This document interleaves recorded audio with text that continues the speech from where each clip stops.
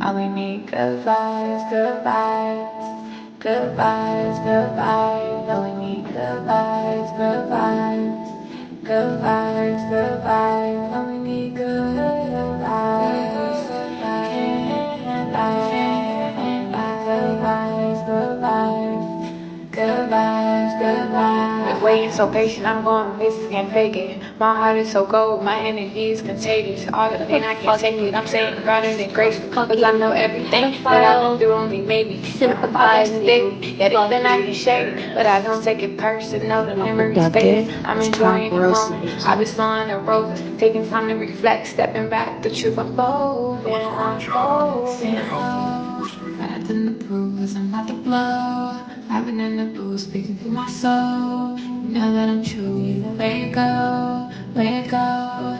Either way it goes. Top is a fucking terrorist, a fucking pedophile, sympathizing, fucking If your intentions are not pure, I can't let you get too close. Cause I'm vibrating high. Ain't got time for your ego. These niggas quit to turn me back. Acting like the amigos, he never cared in the shows. Wasn't with you at your lows, assuming that you gonna fold. But baby, I've been growing ever since I let you go. And I've been doing better, and I know that hurts to know. Hurts to know.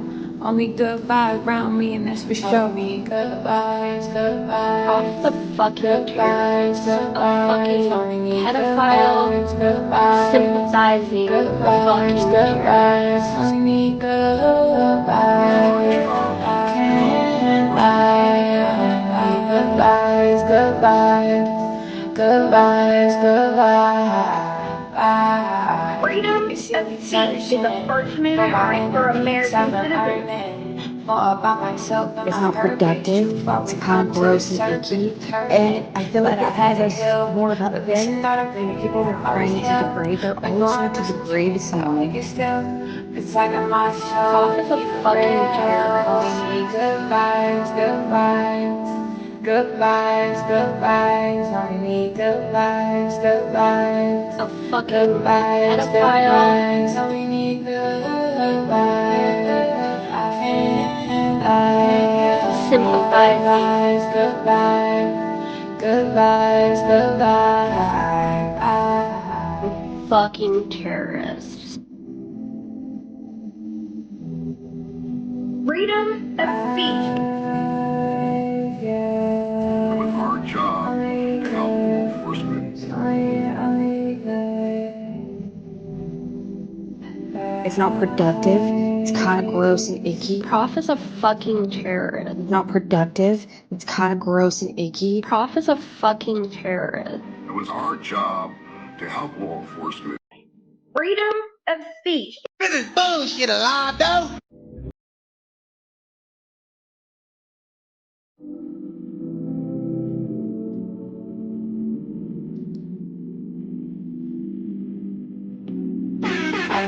Good vibes, good vibes. Good vibes, good vibes. Only need good vibes, good vibes. Prof is a fucking terrorist. It's not productive. It was our job to help law enforcement. It's not productive. It's kind of gross and icky. Waiting so patient, I'm going places, can't fake it. My heart is so cold, my energy is contagious. All the pain, I can't take it. I'm staying grounded and graceful, cause I know everything that I've been through only made me count my blessings daily. Yet it been acting shady, but I don't take it personal. The memories fading, I'm enjoying the moment. I've been slowing the roses, taking time to reflect, stepping back, the truth unfolding, unfolding. And I feel like it tells us more about them. The people that are trying to degrade, they're always trying to degrade someone. Freedom of speech is the first amendment right for American citizens. That doesn't mean you're free of consequences.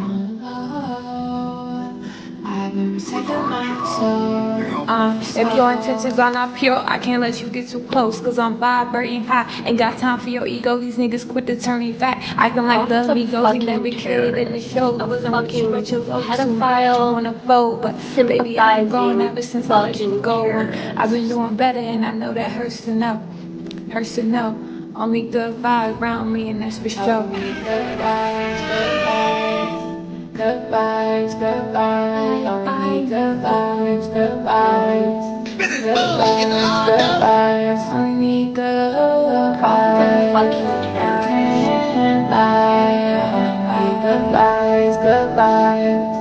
good vibes, good vibes. You see me searching for my inner peace. I've been learning more about myself and my purpose. It's not productive. It's kind of gross and icky. But I had to heal, releasing all the pain that I always held. When going through some changes, I'll make it still. Protecting my soul, keep it real. Only need good vibes, good vibes. The first minute or Good vibes, good vibes. that doesn't mean you're free of consequences. Good vibes, good vibes. Only need good vibes. Bullshit a lot, though. Good vibes, good vibes. Good vibes, good vibes.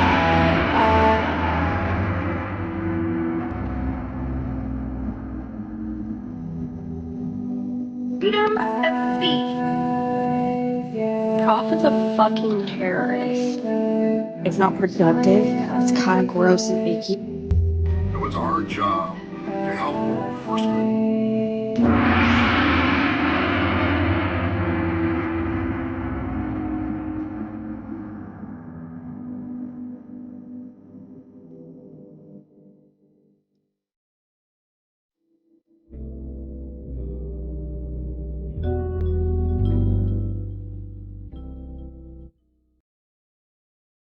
All right, all right, all right. Welcome, everyone. Hello to you. Hello to you. Today's Friday, August 7th. God damn it, what a day it's been. Okay. Thank God it's Friday at least. Shit. But welcome. Okay, welcome to everyone. And hey, what up? Okay, welcome to the chat. If you're in the chat, if you're on the replay, welcome to the replay. I'm a little distracted here. I'm trying to look at everything at once. But welcome in, okay? If you're on the replay, do me a favor, hit like and subscribe immediately. And also, go ahead and do me another favor and leave comments as we go along. I want to hear all your comments, okay? I mean, the thing is, they're easy to read once they're there, right? They're easy to read once they are there. So leave the damn comments. It's been an absolutely insane week, as all of you probably know and recognize.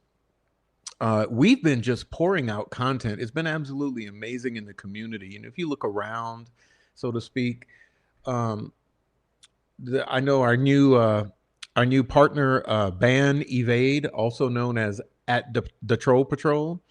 Ban and Noah have been posting a lot of comments and content. Four Pitbulls Across America has been laying it down. I think Christina has done something. And I know Facebook's been lit up. I've been dropping a lot of content of different sorts, right? And we have been on top of here's the thing, shit is cooking. Okay, I'll put it this way. There's a lot of shit cooking that you guys have no idea about. And I said shit we can't talk about. But look, be encouraged. Okay, the key word here is be encouraged. The shit that is cooking behind the scenes is so absolutely wonderful. And does this mean we can make any promises to you? No, it doesn't. It doesn't. But look, you know what a pressure cooker is, right? You know, when I was growing up, my grandmother had one of those older pressure cookers with the little bob on top or whatever. You'd have to set it to the proper weight for the type of pressure you're looking for. And you know what would happen is like grandma would be doing some stuff in that pressure cooking. You know, you just know when it hits that point because it's like the bob starts whistling and spinning and going off and jerking. And that's where we are in this case, right? The Delphi murders. We are in the process of the pressure cooker literally, you know, tweaking out. We have reached maximum pressure. And so what I'm saying to you is, yeah. And something you're going to get tonight is another thread to pull on. This is called the Delphi Files, our new series, going back and looking at all the receipts, right? And this is episode 2, Abby on the Bridge, evidence of photoshopping. And tonight, you better hold on to your hat. You better get your ass ready because I'm going to show you some stuff that has not been shown to anyone before. My own discovery. And then I'm going to supplement that with some other people's discoveries. So that's what's happening. Oh, yeah, Brittany Renee. Brittany Renee says the teapot is about to whistle. Yeah, it's beginning to whistle. That's what happened. Yeah, it used to whistle. My grandmother had one too. I'll never forget. Yeah. So you guys know what's up. Okay. Look, the motherfucker this is what's up. This has been a crowdsourced investigation. It's been a group effort, okay? And if we want to put it in the words of scumbag Hillary Clinton, we would say it takes a village to raise a child, right? It takes a village to do this. Collectively, we have all from every angle worked so fucking fastidiously on all of this that we're reaching the point where all of this work is coming together. And I mean everybody with good fucking hearts. And there's not, there's not many, but there's enough. Because we have a bunch of bad actors with evil fucking hearts in this community.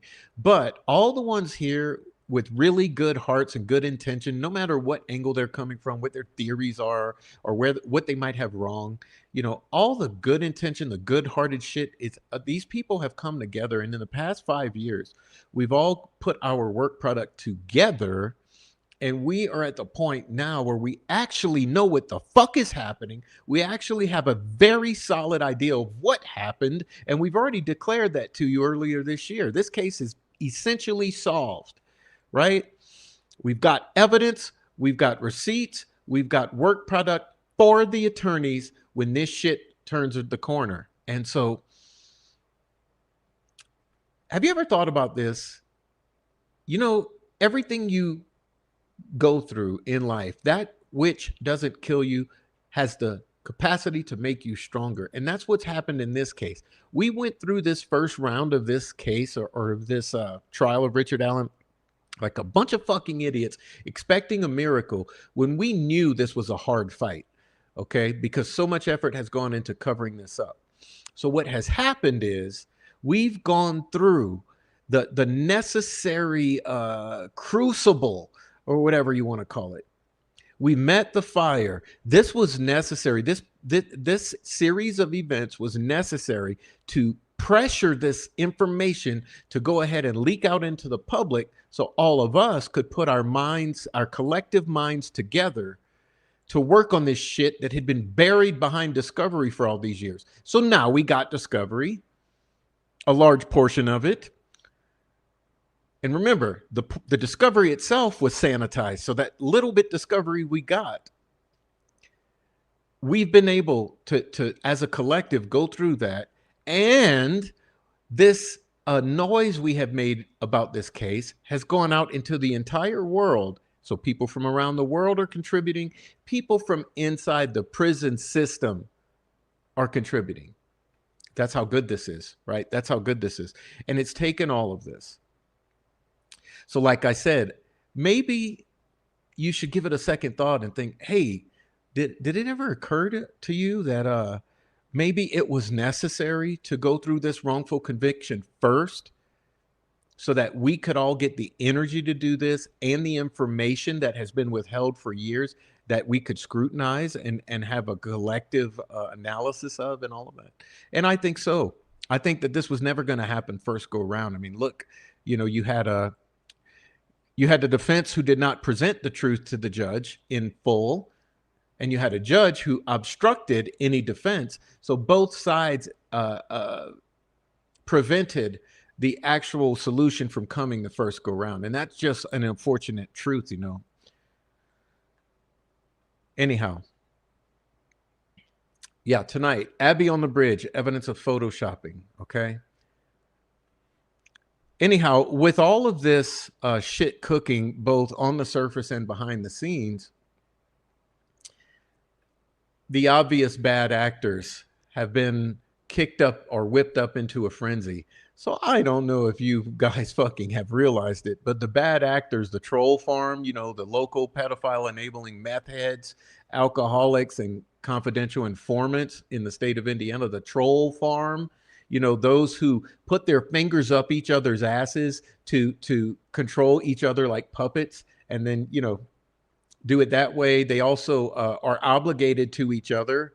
They're obligated to each other because they know of each other's crimes. They've sold drugs and traded CSAM amongst each other. Okay, the troll farm. They also definitively enjoy licking Becky Patty's ass, and that's an unfortunate reality. And And also the licking of the boots of Jerry Holman and the other unified command, they extremely enjoy, almost more than Becky Patty's ass. And so it's a very complicated scenario. But anyhow, these boot licking, ass crack licking, puppeting up the asses of each other type of individuals, we call the troll farm, the meth head, confidential informant, CIs, and pedophile enabling and CSAM sharing and Dropbox defending troll farm and idiots. They've been in an absolute frenzy, right? Because we told the truth and because the truth is coming out. So they can't handle it. So what do? Oh, Prof's a pedophile. Oh, Peggy's fat. Oh, Mustang's stupid. Yeah. But, you know, these chomos, they get really upset because they all are actual chomos, child molesters and pedophiles. And then so of course they got to turn it back on you and point at you. And they whatever. That's the trolling tactics, because that's all they can do to try to discredit someone who's actually dropping facts repeatedly. Case in point. Did you guys see the amazing piece of video archival footage that I found and I published on the YouTube video page recently? It's only 20 seconds long. Let's take a look at it. I actually performed a heroic task in my studies of the Delphi Monon-Highbridge area. And so I found this thing, right? I found this thing called, it's some footage, okay? And I want to shout out to Matt Payton, because Matt Payton actually helped me with a little deeper looking into this. And Matt Payton has concluded that this is from 1947. So the good news for you guys is there are several layers to this. But first, let me show it to you, okay?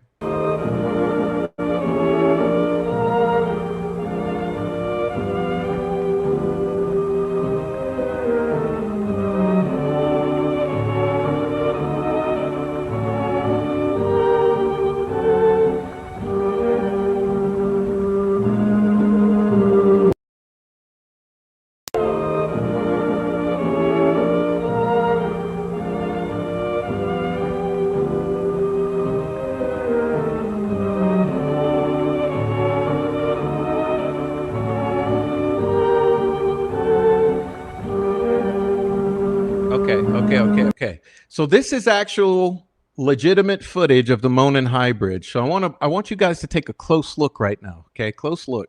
So what you'll have here, you have a perfect image of the Monon-Highbridge from the small sandbar, or what some call beach area, which is it's very near the location Betsy Blair ends her trail. Okay.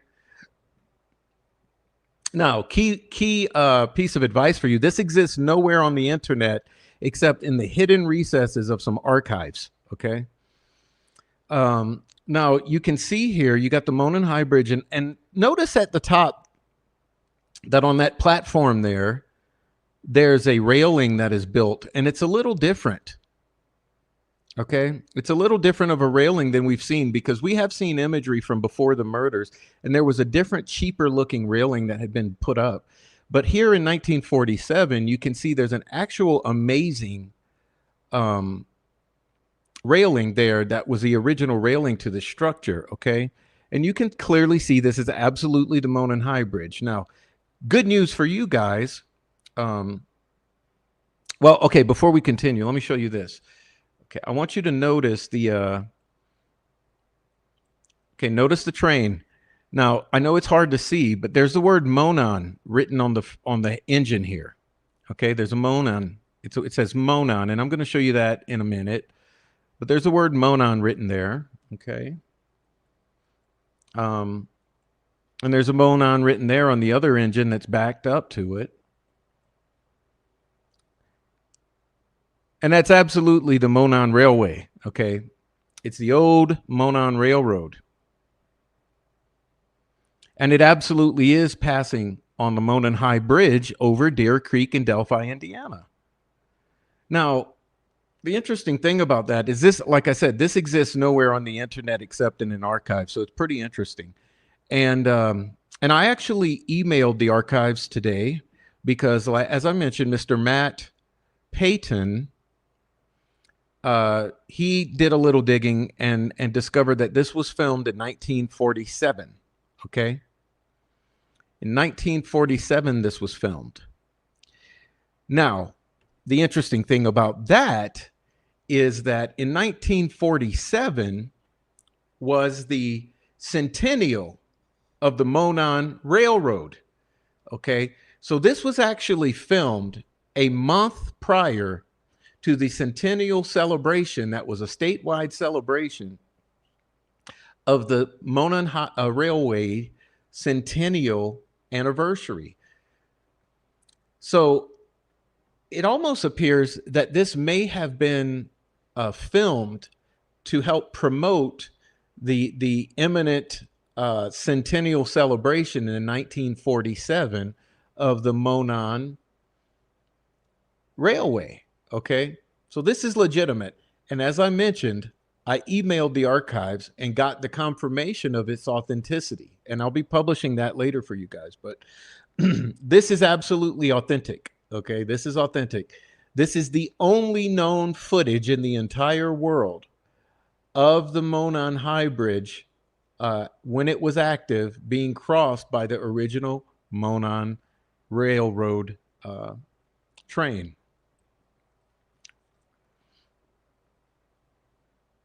Okay, and I thought that was amazing. And I thought it would be a wonderful gift to the YouTube community to share this with you. Because when I saw it, I was astounded, and I thought, you got to think about this, right? This right here is before this unbelievable evil touched the area. Okay, before this locale was cursed with the brutal murders of Abigail Williams and Liberty German, this was a more innocent time in the existence of the Monon High Bridge, before it was associated as a totem to the slaughter and sacrifice of two young, beautiful girls. This was a simpler time,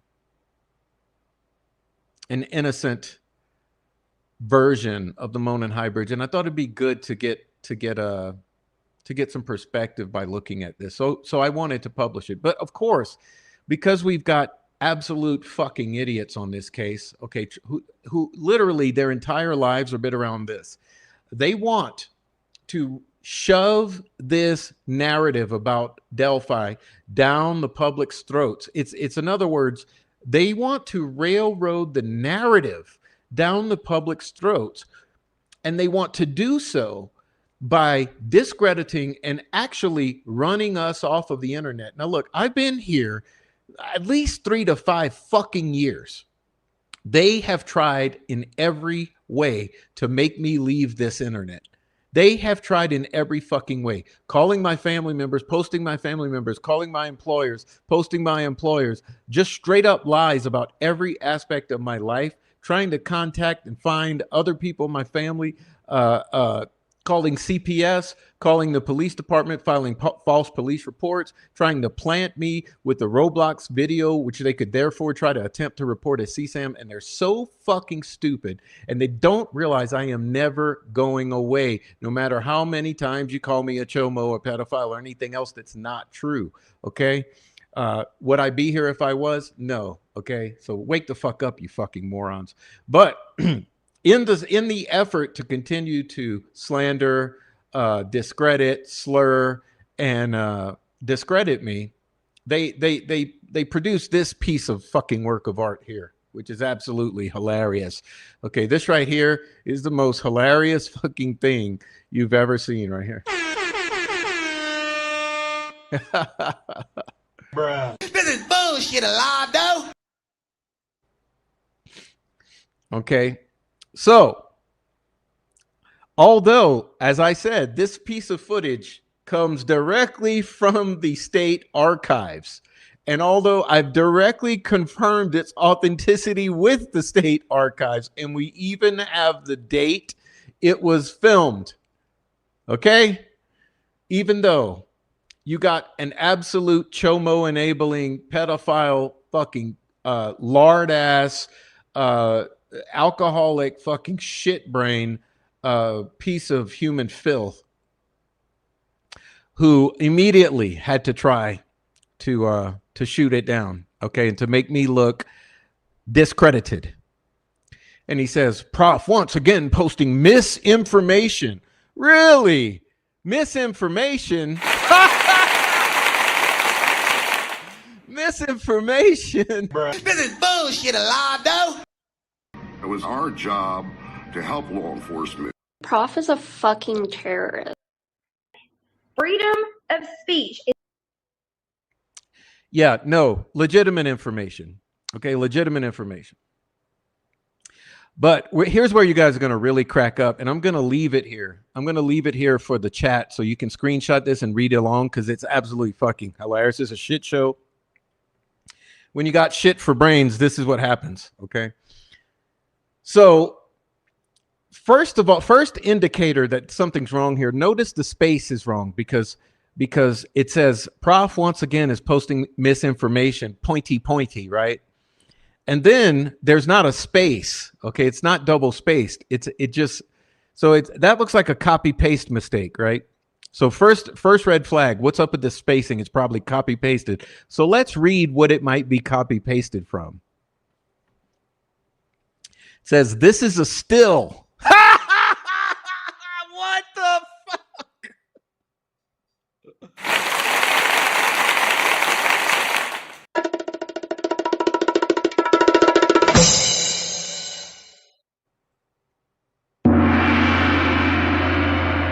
Okay.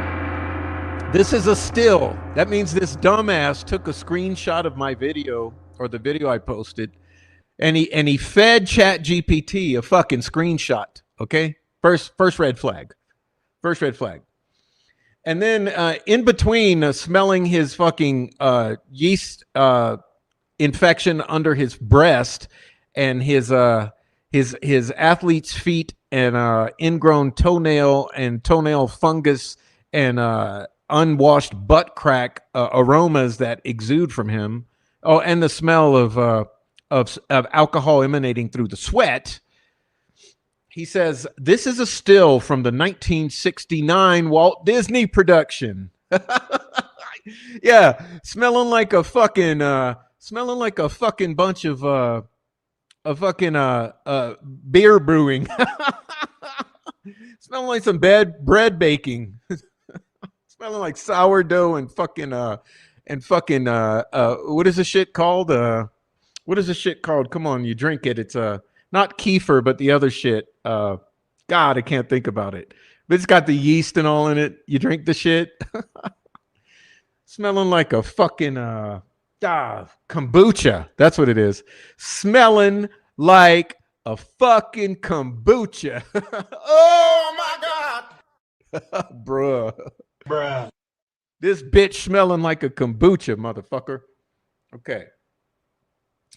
It says, from a 1969 Walt Disney production. No, bitch. No.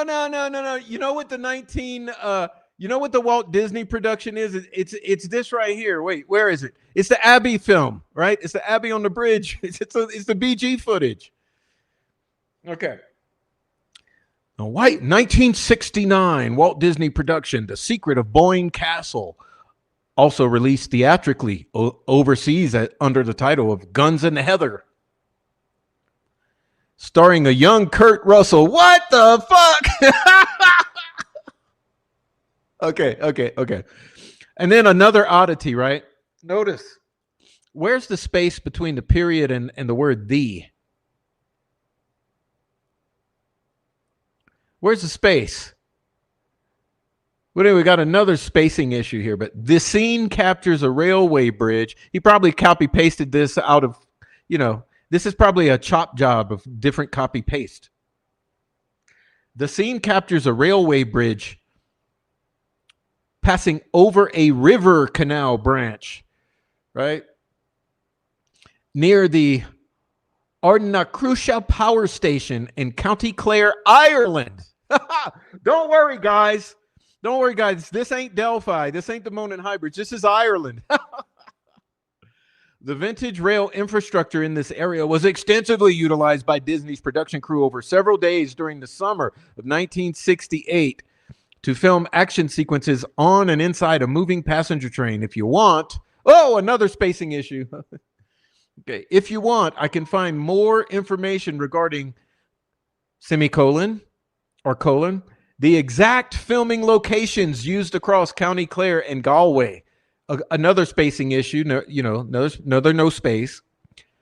Details on the plot or cast of this rare live action Disney movie, historical context on the Ardna Crucial railway line itself. Okay? All right? So that's the claims, right? The claims is this is a 1965 Disney production. In Ireland. Okay? And then here come the fucking here come from the fucking dingleberries. The Mona quit serving passenger trains in 1959. Prof and Erica are a detriment to the truth, regardless of which side you're on. What the fuck Erica got to do with this? I mean, bruh. What the fuck Erica got to do with this? Bruh. Oh my God. Do you think I fucking asked Erica for permission to fucking post something?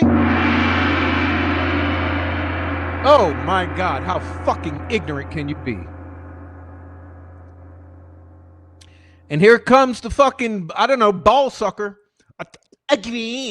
Agree, but just wait because he'll surely clip this and claim, fill in the blank with whatever salacious label that will get him the most clicks and views. How about bitch? He's obviously an expert at categorizing people. Yeah, like fucking four-finger meth head, bitch. Which is why he's the only one who can sell murder scene tourism merch. Oh my God. This is bullshit, Alaudo. This is bullshit, Alaudo. Prof is a fucking terrorist. Freedom of speech. Freedom of speech, bitch. All right. Next one. Another fucking twack job here. Twack job. As expected, Prof put out more bullshit trying to prove us wrong while further proving how wrong he is and his reluctance to admit he's wrong. Oh, are you claiming I'm wrong, dumbass? Okay, the train above is a GM 141 class diesel locomotive, number B151. It's a design with dual cabs at the front for going both directions, proves dumbass wrong. Oh, I guess we got another Chat GPT return. His proof is a Monon train lacking the dual cab, and therefore proving what? This particular dual cab fleet design didn't exist until 1962, which again proves it was never on the Monon High Bridge. As I stated before, the Monon High Bridge had already been a freight-only route by then. Gibbo is correct. This particular train was imported to Ireland and was featured in the Disney movie. Oh my God. Pedo Prof needs to go away from this case. It's creepy as fuck that a man so entangled in familial pedophilia has no connections to this case and has devoted so many years to it exclusively. And here comes dumbass. Oh, he cannot fact check me. I do my research, and if I hear something from an opposing side, I will go and speak to them privately to clear out what was said meant by that. Or if it's case related, we would discuss it privately so I have an understanding. You can't do that with Prof because he's already still at all the child photos off your account, then attacks you for opposing him.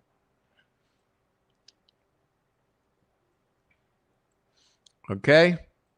This is bullshit, Alaudo. And then we got another one. Karen bitch. Prof is a moron. And then here's the cunt. Okay. Laughy face, dead, laughy face, falling out laughing, dead, falling out laughing, dead, laughy, quack, quack, quack. So I thought, hey, not only will I get this from the archives, not only will I double check it with the archives, and not only will I email the archives and ask for them to establish its authenticity for me, I thought, hey, it's incumbent upon me to do my due diligence before I post this video and make sure it's real. So, I went check out this movie because the claim is this is footage from this movie. Okay? So let's look at this movie. Let's look at this movie. 1969, The Secret of Boyne Castle, also known as Guns in the Heather. Glenn Corbett, Alfred Burke, Kurt Russell, Patrick Dawson. Directed by Robert Butler, starring Kurt Russell. Well, it looks like we got the right movie, right? Looks like we got the right movie. Two schoolboys in Ireland get caught up in a world of Cold War espionage. This Walt Disney adventure film. Oh, I must have the right movie. We definitely got the right movie. Can we all agree we must have found the right movie? It's got the right title. It's got the right international title. It's got the right main actor, and it's produced by Walt Disney and it's set in Ireland. I think we got the right movie. Okay. It was originally broadcast in the U.S. as a 3-part made-for-TV film on Walt Disney Wonderful World of Color.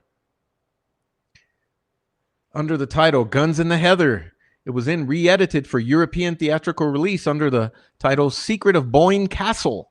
It was later rebroadcast on American TV in 1978 under yet another title, Spy Busters. The story is based on the 1963 novel Guns in the Heather. Okay? This film is a wonderful romp through late 1960s Ireland in a time when Disney made delightful family adventures. And it features a scene on Irish railways with a GM 141 class diesel number B151 on a local passenger train. The railway sequence appears at the start of part 2. Okay, part 2. And begins with shots of the train at Crusheen Station, County Clare. The journey includes the genuine shots filmed on board and some exhilarating stunts that end with a jump from the roof of a carriage whilst the train is in motion. As the children board the train at Crusheen, it is assumed that the sequence used the Atherny Limerick long pavement branch. Okay. So there you go. You got your first shot of the train. Star of this show is the Class 141 diesel number B151 in original black and tan. Black and tan. Okay, first key point. Black. Black and tan for the dumbasses who couldn't even take the time to do this before they tried to talk shit. Black and tan. Passengers board the waiting train at Crusheen Station in County Clare. The station closed to passengers in 1976 through the line, though the line remained open. All right. Until the late 1990s for freight. Although passenger services were restored in 2010, Crusheen remained closed. Okay, black and tan. Oh my God, these motherfuckers are stupid. All right, there you go. Another shot of the train. Look at that. Another damn shot of the train. And would you look at that? It's still black and tan. It got a little white on it, looks like. Got a little white. All right. As the train pulls away from Crusheen, we get an excellent close-up glimpse of locomotive B151 standing on the northern end of the platform. The GSW-style signal cabin on the right looks very homely. Yeah, it does. It does. All right, what else we got?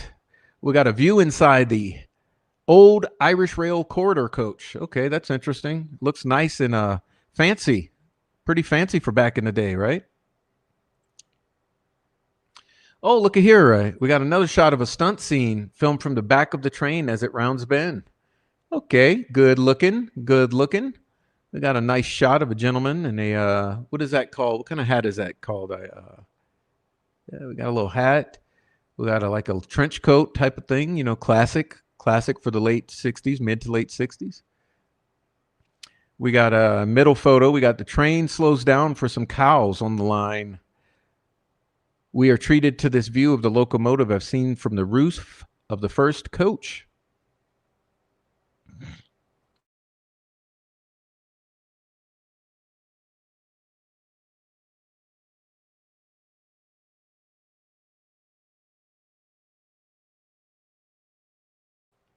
All right, looking good. Looking good. Look like we're getting somewhere here. And what do we have here? After riding the train for a while, the three main characters are ready to jump off the roof. And look, if you look at the top, there's three guys up there on the roof. Okay. Yeah, Fedora. Thank you, Matt. I'm losing it, bro. I'm losing it. I'm just appalled by the display of hate, bias, rage, and ignorance in this particular incident here. But let's get a close-up of this train, okay? All aboard the choo-choo train. No, we got the choo-choo train. No, we want to ride the choo-choo train. No, where that choo-choo train? I'm legally blind. Freedom of speech. All right, so here we got. Here we got. So Kurt Russell. Kurt Russell is bridge guy. All right. Here we go. Kurt Russell must be bridge guy here. Okay, but back to the point. Right? Look at the train, please, ladies and gentlemen. I implore you. Because remember, the claim here is that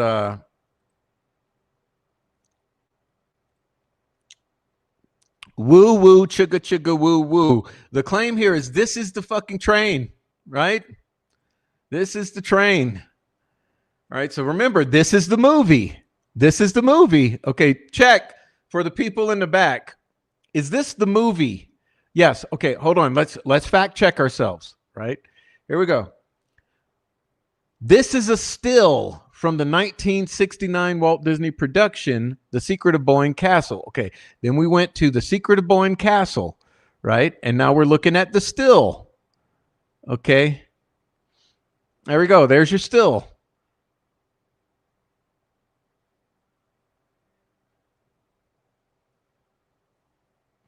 There we go. There's your still.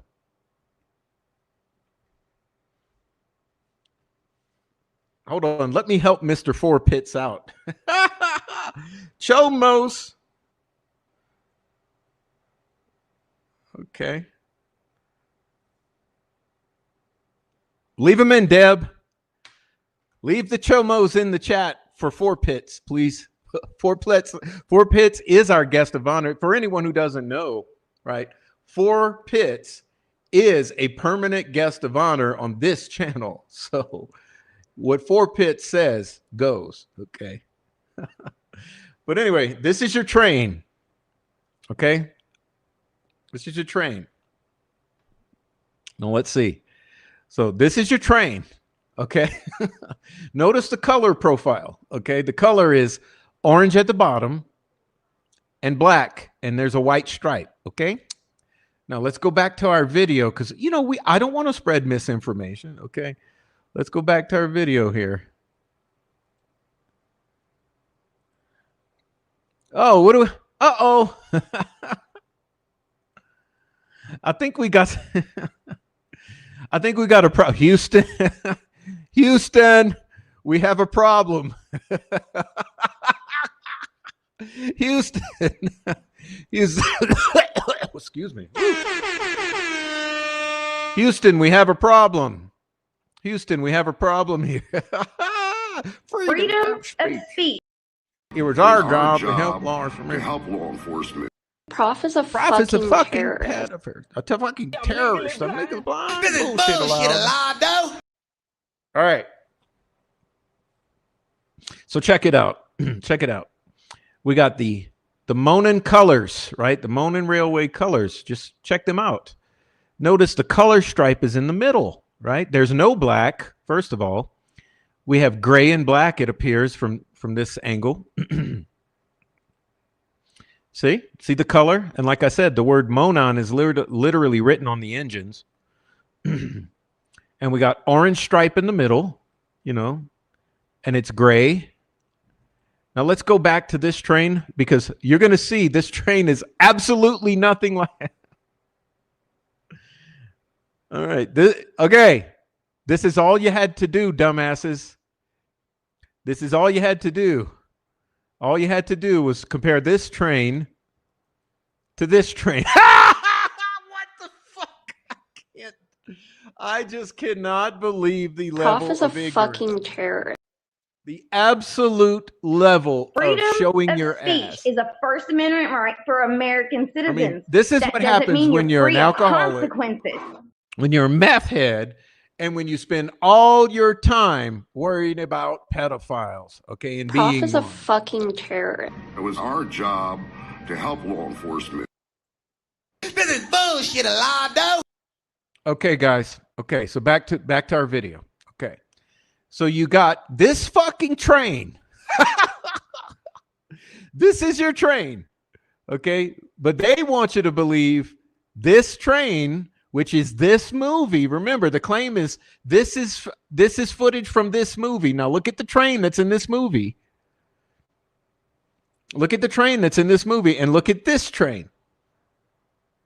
Completely fucking different. Completely fucking different, morons. That's what happens when you use AI to try to weaponize a claim against someone.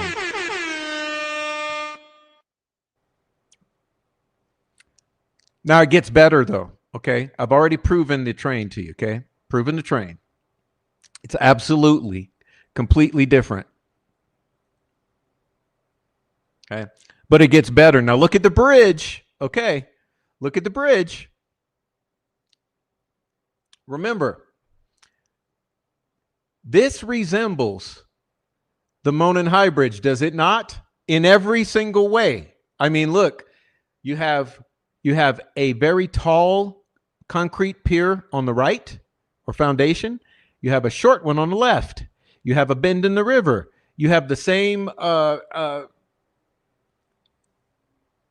supports, okay? You even have the same platform where it's supposed to be. If you go and you measure where the platforms are, okay, the platform's in the right location in every single way. This is the Monon High Bridge.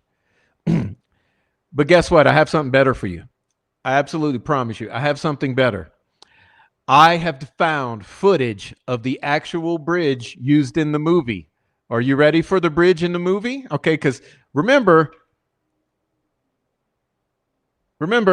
this bridge right here, this asshole is alleging is the same bridge as drum roll. Wait, let's get the drum roll. Let's get the drum. I'm going to show you the same fucking bridge, right? Same bridge.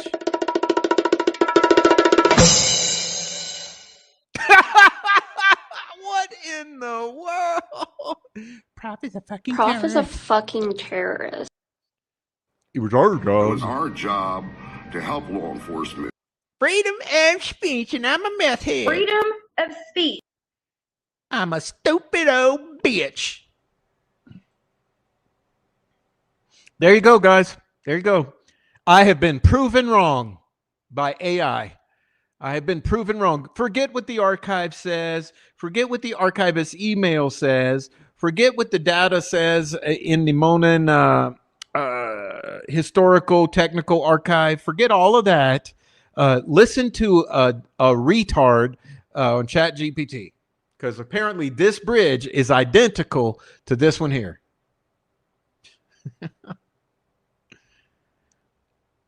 Identical, absolutely identical. See, can't you tell?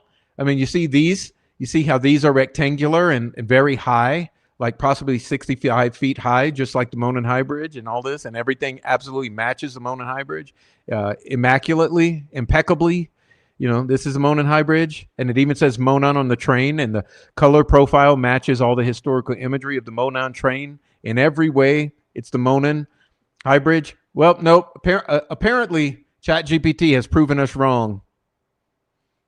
ChatGPT has proven us wrong. This is the high bridge, or I guess I don't know.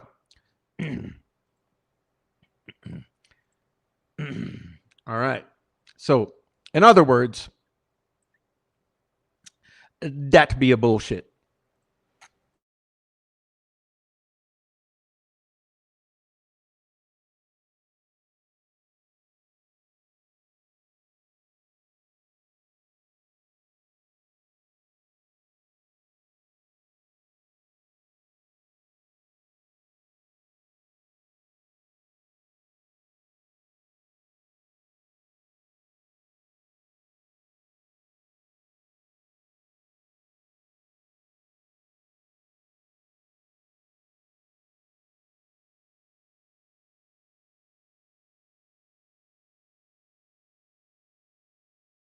Excuse me. All right. But really, guys, why am I making such a big point of this? Because it's ridiculous. Okay, it's absolutely ridiculous. Because they don't like what I say about Delphi, right? They call me a pedophile. They call my son worse than Keegan Klein. They say that I spread misinformation. They even said at one point that I worked for the Social Security office for 20 years. But why? Okay, because they couldn't let me they couldn't let me have this moment of giving this to the community. You know, they couldn't let me say, "Hey community, look at this cool thing I found." Yeah, I told Peggy O that. I said, "Peggy, I found this real cool thing, you know?" You would think that, like, hey, I don't really love the Monon High Bridge. I don't. I think it's a fucking disgusting place at this point in time, right? It's been sullied with the blood of the innocents. But I thought it would be educational and something that the community hasn't had before. Okay.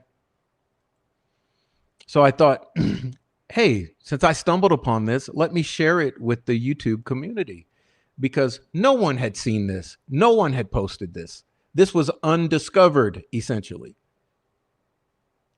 But no, the truth is they could not let me have a nice discovery. They could not let me have credit for providing something nice to the community. They could not give me the props or let me have the moment of, hey, I gave a 20-second short of rare undiscovered footage to the community. Nope, couldn't let me do it.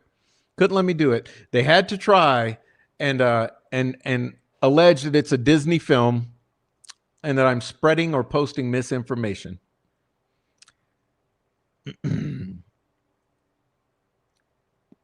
So that's that. Anyway, the drama is over. Okay, I want to get through the drama. I just wanted to show you how fucking stupid this shit is, and the reason. So you ask yourself, what is the reason they do this? What are the reason these small handful of people are completely fucking obsessed with you and your family, Prof? Complete fucking obsession. Well, because they want to destroy me. They want me to leave the internet. They want me to stop talking about Abby and Libby. Why? Well, it's because of the fact that I don't spread misinformation, that I provide receipts for every single thing I put forward, and they know that people listen because they understand that I'm credible, right? So the only thing they can try to do, the only thing you can do with someone who is credible is try to make them not credible. And that's called discrediting, right? So they will lie, slander, defame, threaten, stalk, and harass in order to try to make that happen. So therefore, because of their bad behavior this week, I decided to go right to the heart of the matter. Okay, right to the heart of the matter. So this is going to require some different imagery. So let me wipe all this imagery from the backstage. Okay.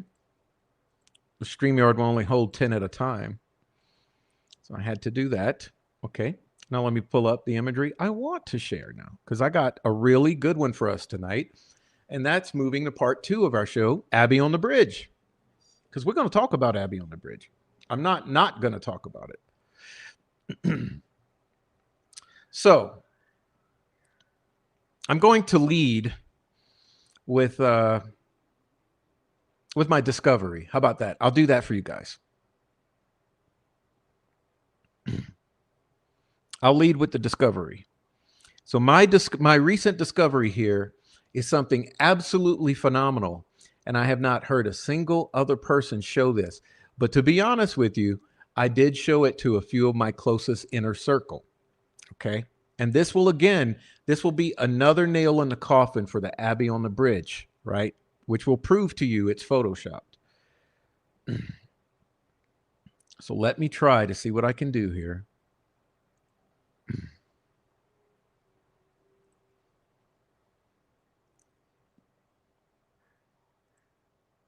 Okay. So we're looking at, this is the classic Abby on the Bridge, right? And while I let you look at that, I'm going to try to pull up these others that are part of my slideshow. And I apologize that I'm not completely on top. You know what? I actually have an idea. Let me do this quickly. Let's see. You guys just check that out for a minute.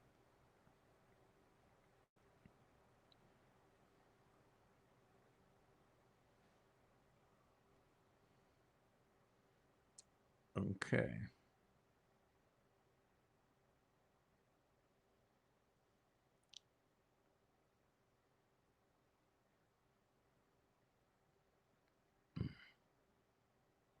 I decided I can do this the easy way.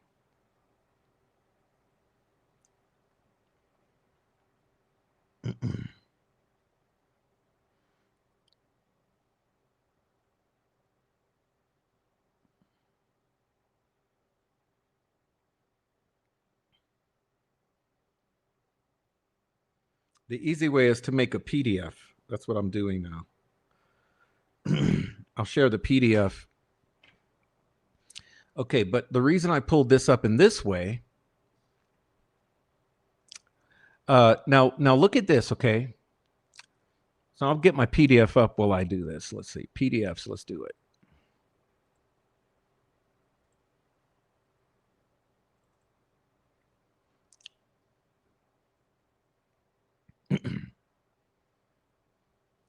Okay. So you got your Abby on the Bridge, right? And I want to zoom in for you. Now we're going to zoom in here.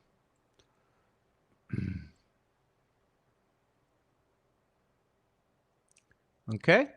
Abby on the Bridge. Now, first thing I want to show you, okay, so you got your Abby on the Bridge. Now, there's 2 identifiers we're going to be looking at tonight. I'd like you to look at Abby's right ankle and this white trapezoidal mark on the cuff. Okay. Okay, so you see the white trapezoid on the cuff?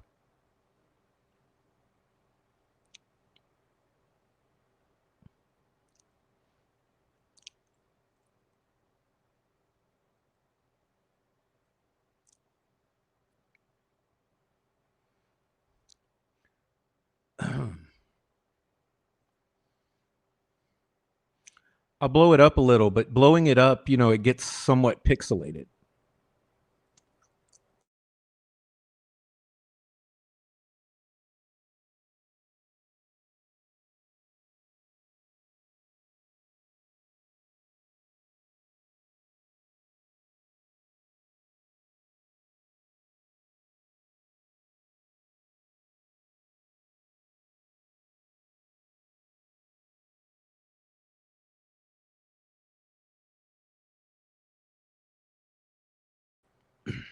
Sorry, I thought the mic was on.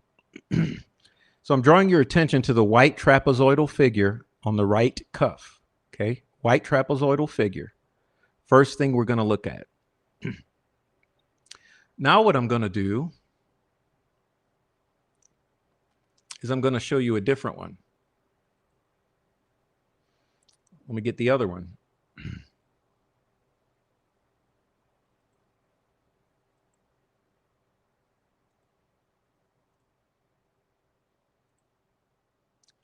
Okay, can you see that? Look at this image here. This is directly from the BG video that we were given. Okay. Directly from the BG video, you can see at the top, it's a screenshot. I took a screenshot from the image, from the video. I'd like to draw your attention to the white trapezoidal figure on the cuff. White trapezoidal figure on the cuff. Okay. Everybody see that? All right.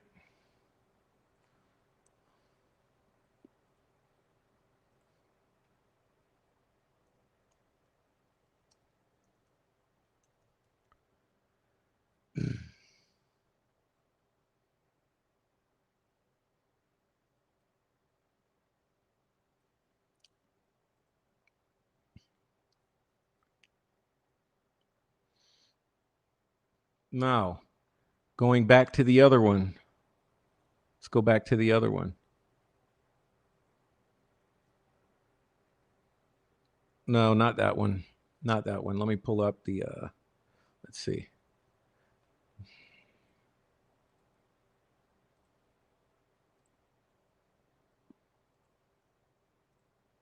Now, next one. Again, this is your classic supposed picture from Libby, right? This is your supposed picture from Libby. See up there at the top? Libby, Liberty German. Okay, picture from Libby. Okay, now I want to draw your attention to something else. Look below the right knee. Look below the right knee. There's a shape here, okay, in the box. Can you see the shape? The shape looks like a circle with an indentation in it or a bulge. So it's a circle and a bulge. So you have the right trapezoidal figure on the ankle, on the cuff, and you have this circular thing here with a bulge. So right leg, it's all in the right leg at the moment. Now let's go back to the BG footage, right?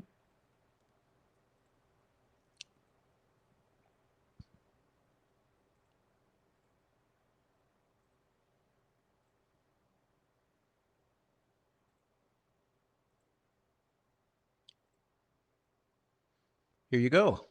Screenshot again from the BG video. Right trapezoidal figure, white trapezoidal figure, I mean, and here you go.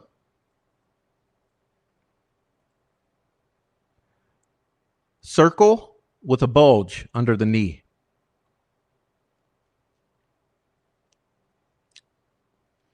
Okay?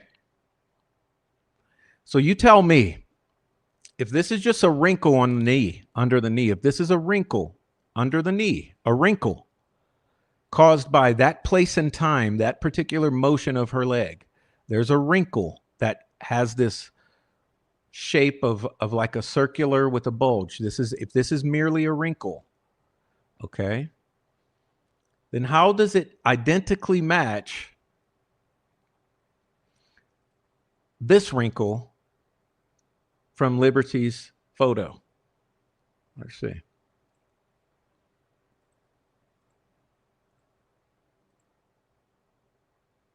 See, identical match. Identical fucking match here. Circular with a bulge. What are the odds that the same exact wrinkle would occur at this exact moment? How does she end up with that same circular figure with the bulge and the same trapezoidal thing? Okay.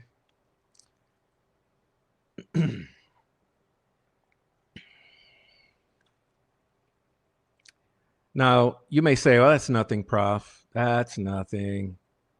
Okay.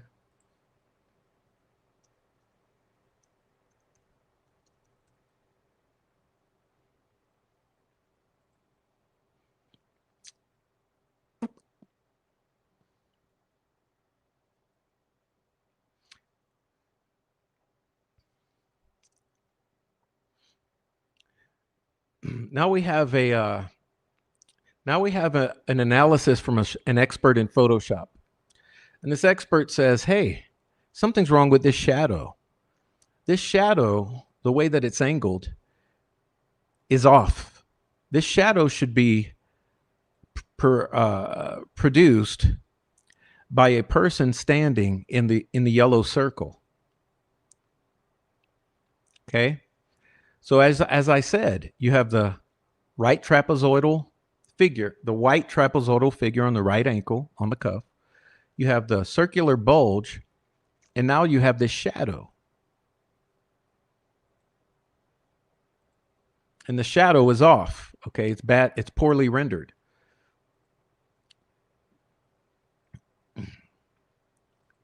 All right.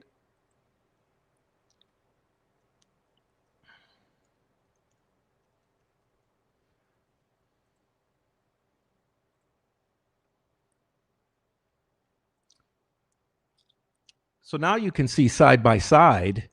I'd like you to look at both images, and I'd like you to notice that under the right knee, there exists the identical circular figure with the bulge. Okay, under the right knee on both images, you have the circular wrinkle with the bulge under both images, identical. You have the white trapezoidal figure on the cuff. That is a light reflection. Okay, there's also an odd rectangular reflection or maybe worn area that's identical above the knee.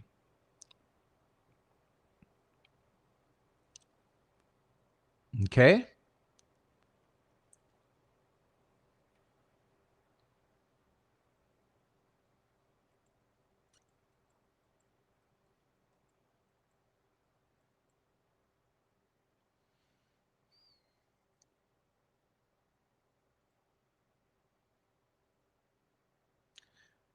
And you see, this is supposedly this is a moment from the BG video, right?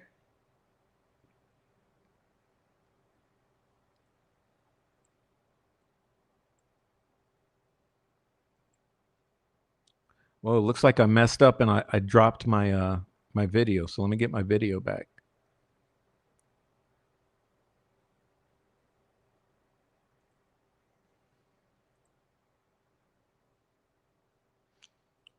Oh, my video's up already. Sorry, I forgot about the video. Let's get this video up.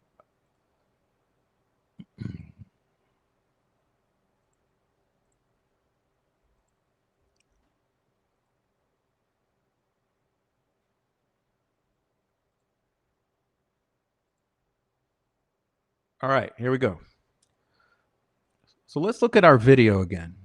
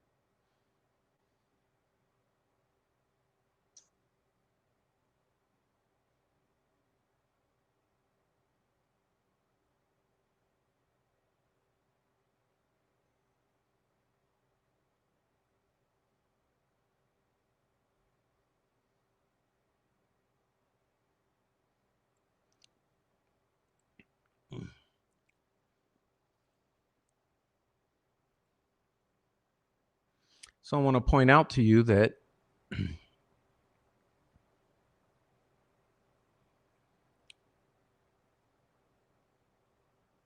you see there? Yes, yes, yes. Yes, her pants are cuffed. Okay, yes, her pants are cuffed.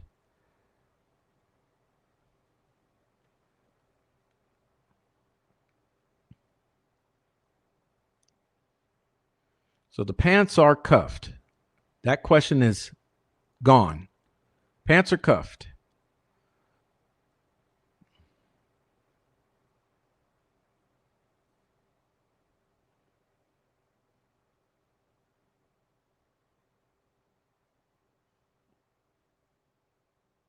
What do we have here? No white trapezoid. Where's the white trapezoid? Where's the circle with the bulge under the leg? Right?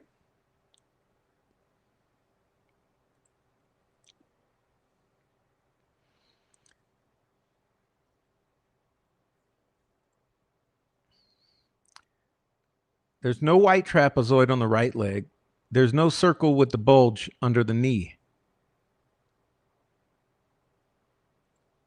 Now, I'll do you guys a favor. Let me pull this down a moment. And let me do a...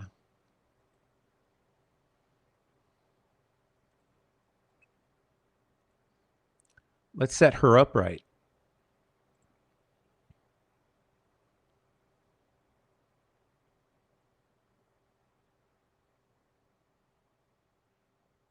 Well, what happened to my...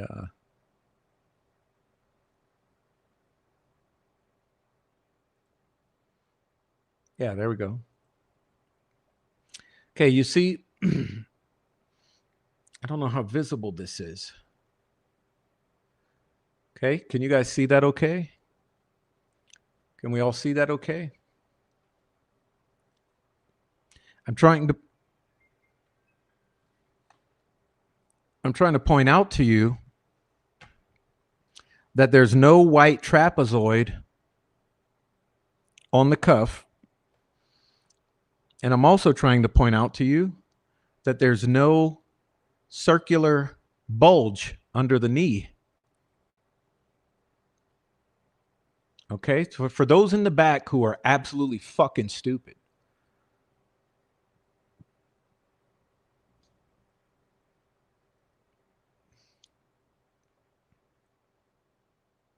okay?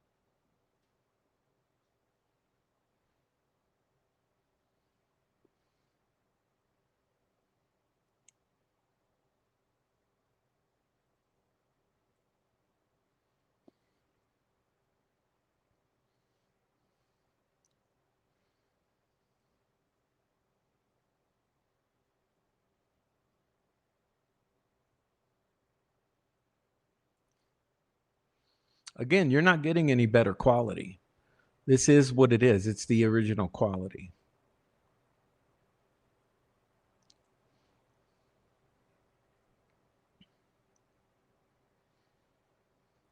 But I don't know if you're seeing what I'm seeing, but I'm seeing that I don't see no bulge under the knee.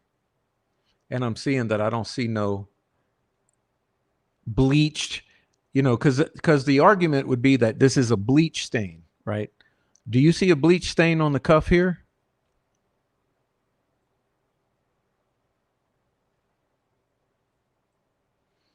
So I don't see no bleach stain on the cuff.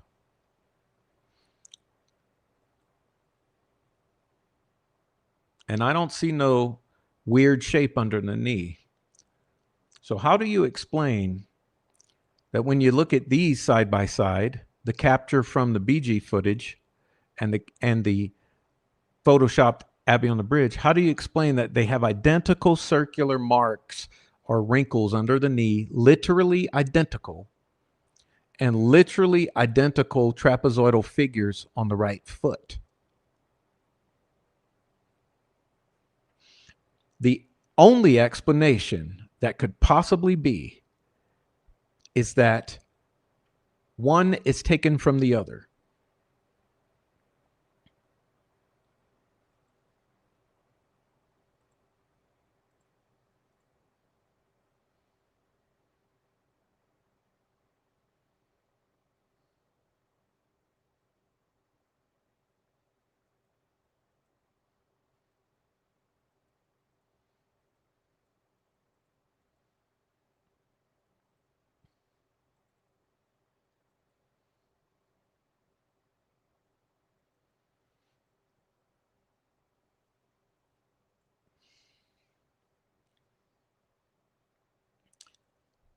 So this image ends up being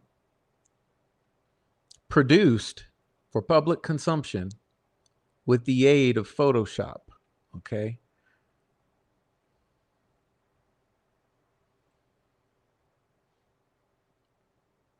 And you say, well, Prof, there's a difference here. There's a difference. She's angled differently.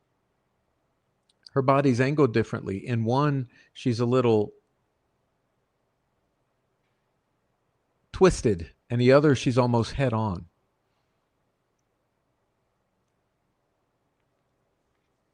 Well, that's why it's important that all of you go watch some videos or go experiment with Photoshop.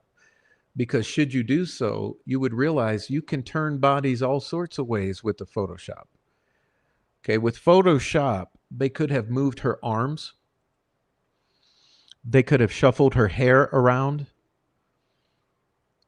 They could have moved her legs or tilted the direction her body is facing sideways rather than head on. Photoshop is basically like a miracle. Okay, it's like a miracle. The things that you can do at Photoshop are unbelievable. They could turn her body. They could move her arms. They could tilt her head.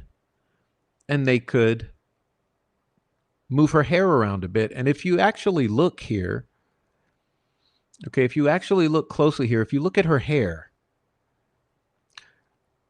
is essentially identically the same, except in the Photoshopped version on the left here, it appears to be manipulated a little. It almost doesn't look right. You know, in other words, the contours of the hair against the background look like the hair has been messed with in Photoshop a bit.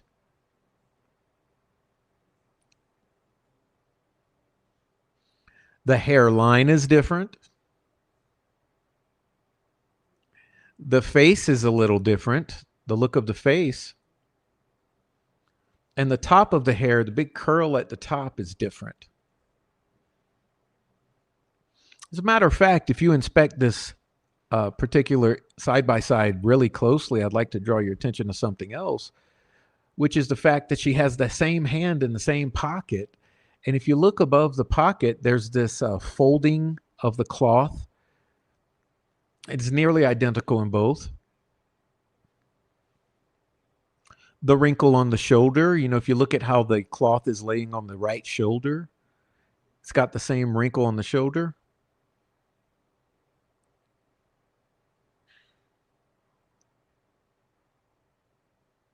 Matter of fact, if you really pay attention, you go ahead, look at the left leg, and there's a shadow. Notice how the left leg shadow is almost identical in both images. In other words, The left leg is in the same shadow in both images, essentially.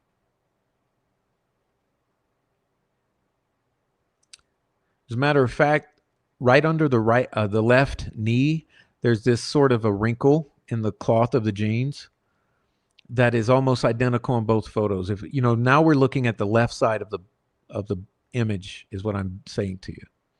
So if you look at the left side of Abby's leg, the left leg, you can see on the inner of the left knee, right below, there's a little wrinkle that's almost identical in both, just as the bulge or the wrinkle under the right knee is identical.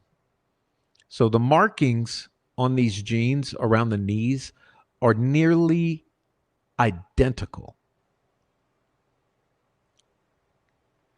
And what I've determined from studying these quite a bit is it appears as though that white trapezoidal figure is a reflection of the sun. Okay, it's an overexposed image, and I believe that the white, you know, I could be wrong here, but I would assume, because it doesn't show. Remember, when we bring it close in this image here, you see how there's no bright white reflection coming off that bottom right cuff. See that there's not quite the same reflections coming. So I'm assuming that what we're looking at when we're looking at this side by side is that we're looking at brighter reflections coming off the clothing.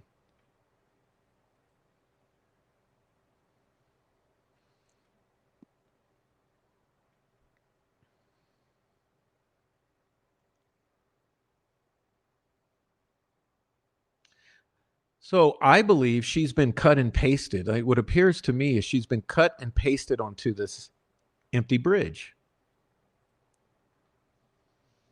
You know, appears to me she's been cut and pasted onto an empty bridge.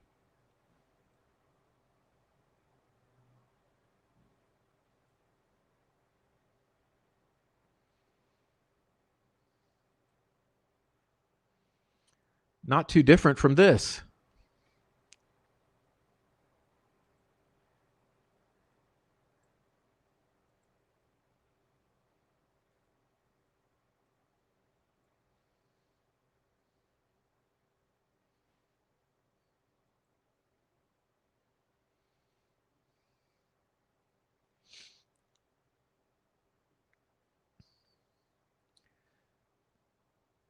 Okay, and there's some other weird things, you know? Like I've shown this before. So this is something someone produced, where if you really study closely, you'll notice the angles are different.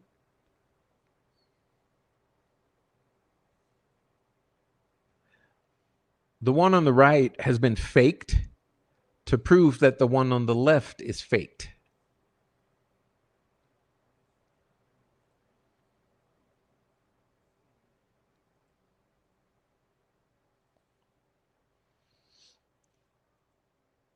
Okay.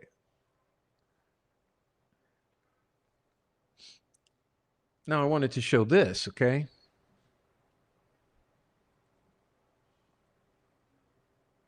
Oh, I'm going all over the place. Sorry. Okay, I wanted to show this. There we go. I want to show this.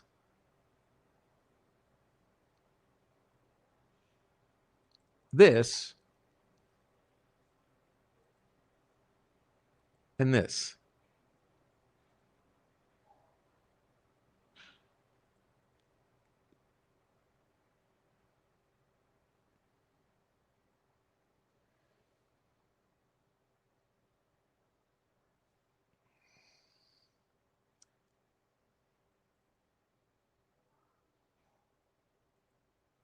And then this.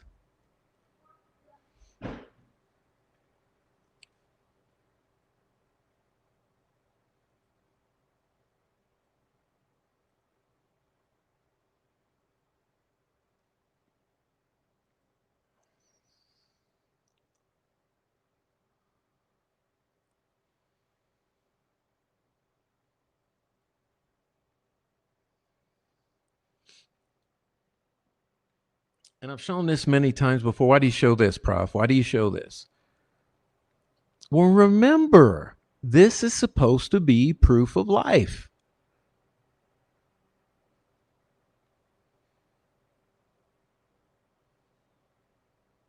This is your proof of life. Is it not? This was our, in other words, this was our first proof of life. First proof of life.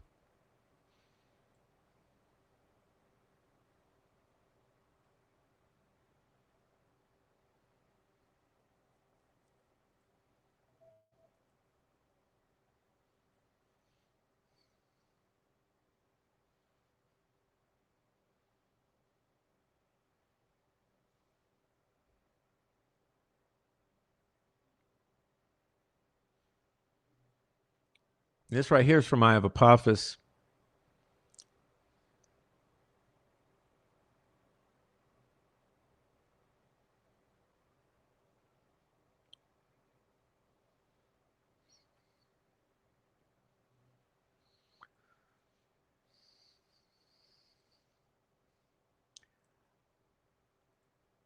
Why are these people important here?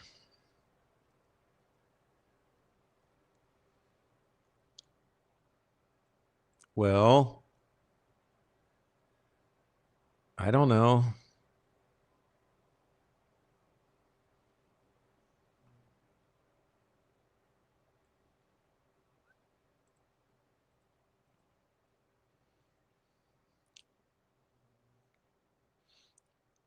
These are a bunch of kids, right? Bunch of kids. A bunch of kids. Oh my God.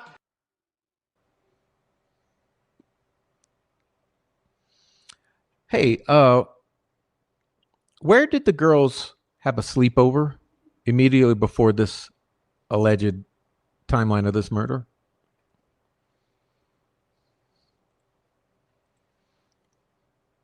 Keep them coming, Prof. Keep them coming. Oh, I'm coming. I'm coming.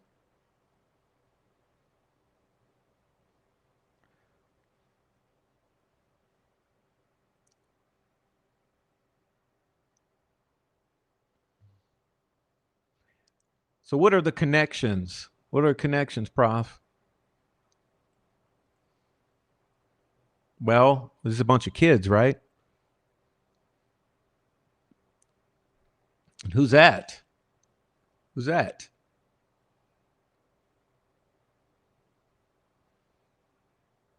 Oh, I see. Is that the person who posted this, gave this to the world? Okay. Which means that this is the person who gave this to the world, right? Right? Okay, see this right here comes from this, right?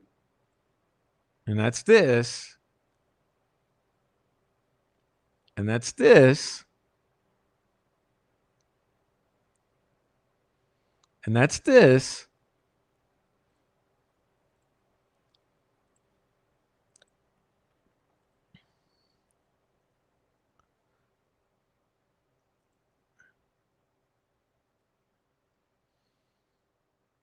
I once loved Garrett Kurtz and would have taken his side over anyone in this world. But he has murdered. And I honestly don't want to believe he brutally murdered my little cousin either. But it sure is awfully close with The Voice, the new sketch, and meth with fuck a person's life up.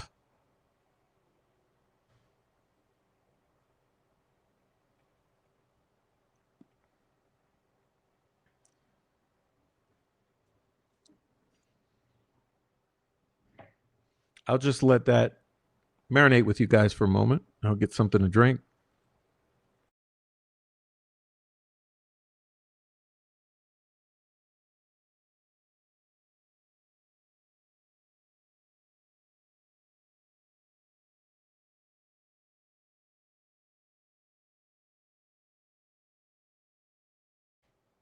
I once loved Garrett, and I would have taken his side over anyone in this world, but he has murdered, and I honestly don't want to believe he brutally murdered my little cousin either.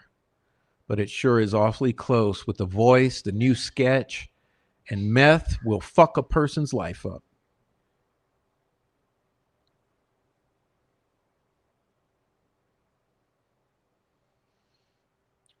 Michaela Hartman, Garrett Kurtz. Michaela Hartman, Garrett Kurtz.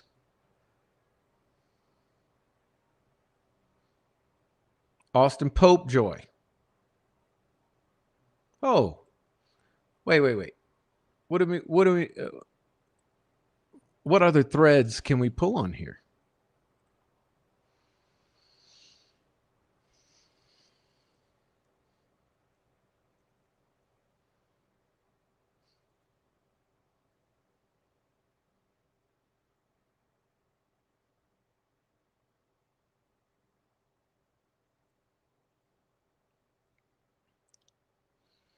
Keegan Kline, February 16th, 2017. Shares Austin Popejoy, February 15th, 2017. Keegan Kline, Austin Popejoy. If anyone can identify this man, please call the police and let them know he is wanted for questioning. Bridge Guy, looking for phantoms in the woods. Austin Popejoy, Keegan Kline, day after the bodies are found. Okay. Keegan Kline, Austin Popejoy. Jimmy Snowberger, Austin Popejoy. Michaela Hartman. Garrett Kurtz. Kyle Smith. Photoshopped images.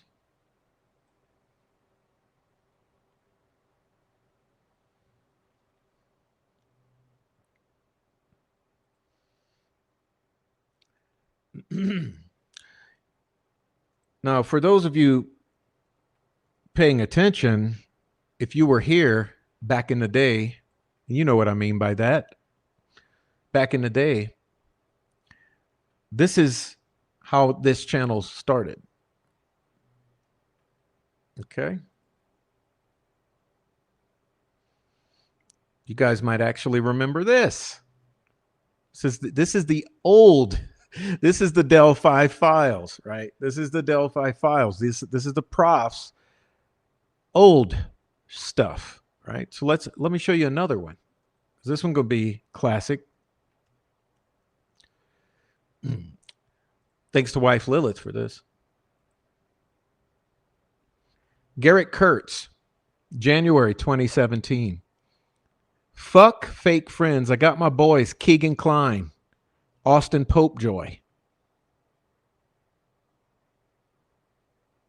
See what I mean? Keegan Kline, Garrett Kurtz, Austin Popejoy. Okay, keeping track, y'all. Keegan Kline, Garrett Kurtz, Austin Popejoy, Keegan Kline, Austin Popejoy, Michaela Hartman, Garrett Kurtz,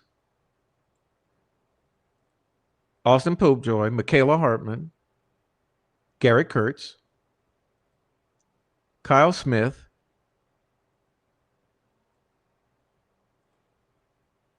Snapchat imagery.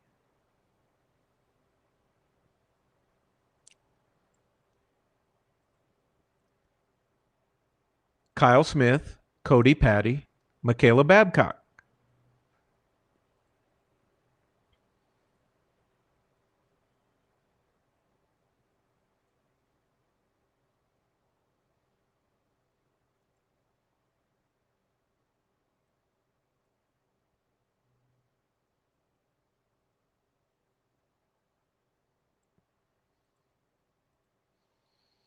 Empty bridge.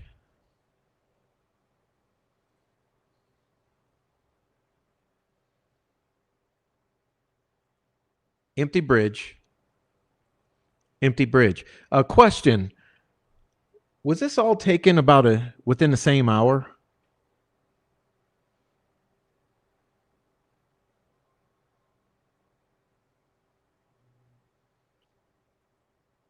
Remember, these are supposedly Cheyenne's photos, right? These are Cheyenne's photos taken when her, Cheryl, Shelby, the other Shelby, and Daniel Pearson all went to the end of the bridge.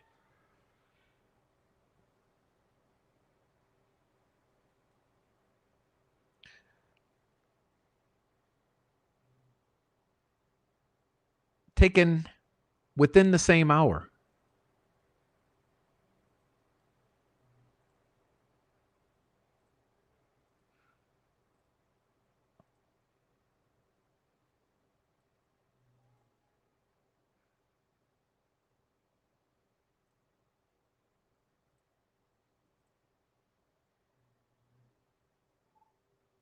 Right? And what we end up with is this and this.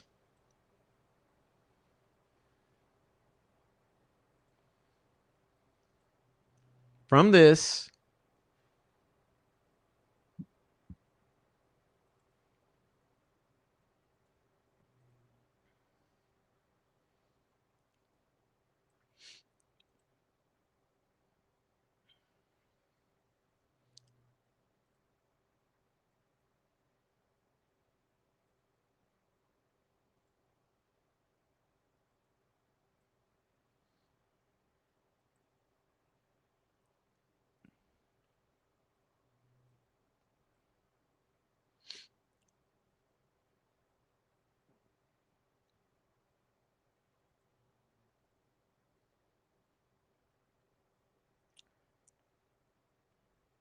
Abby on the bridge, evidence of photoshopping.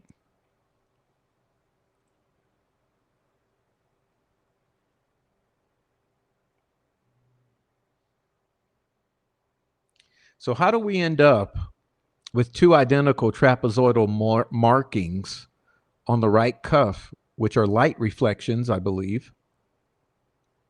Two identical wrinkles that are circular with a bulge under the knee. Two identical similar wrinkles under the left knee. Identical posture and posing, but one is tilted to the right, the other one is head on.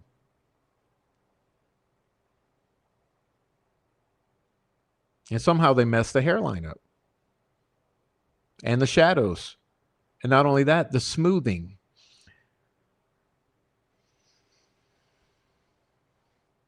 The smoothing is all fucked up because we've had other Photoshop experts not just talking about the shadows, but talking about the poor job on the smoothing of the body. Oh, let me go back to the screen share. I apologize. Let's see.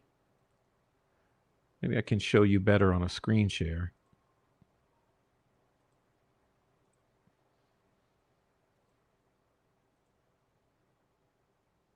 Where is it? Okay. Here we go.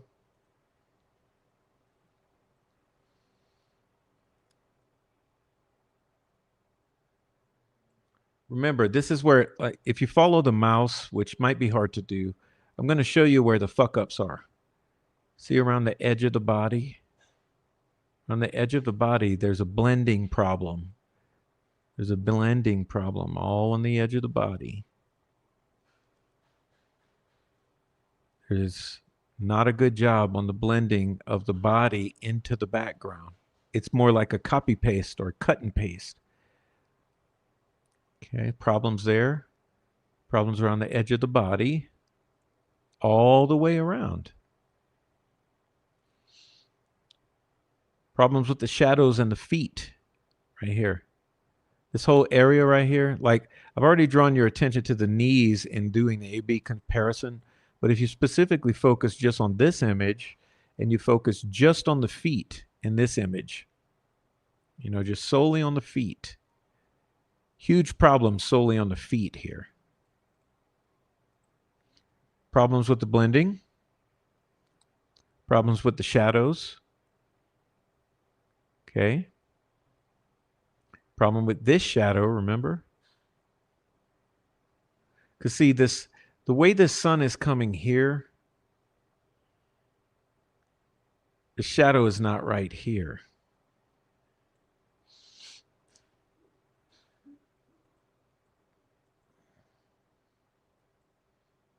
Okay. Now, what's interesting here, we've discussed for years in the community as to how if you start to look in these regions, like here, and way in the back, like here, there's blurring, okay? There's intentional blurring that was done, or painting. You can see evidence of right in here. I'm not sure how clearly that's showing on the screen. Actually, let me check the iPad, make sure you can see what I'm showing.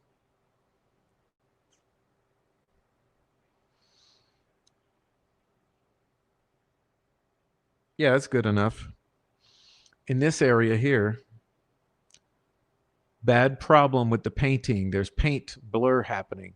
Leads one to believe might be someone back here that's been painted out. And also, as I mentioned, behind the girl, there's some problems with blurring.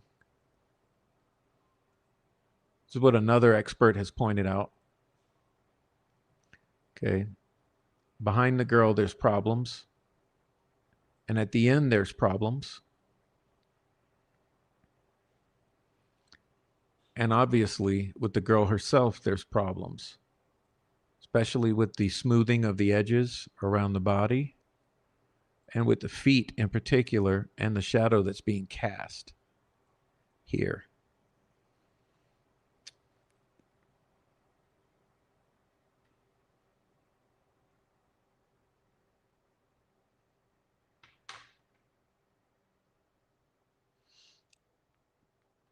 All right.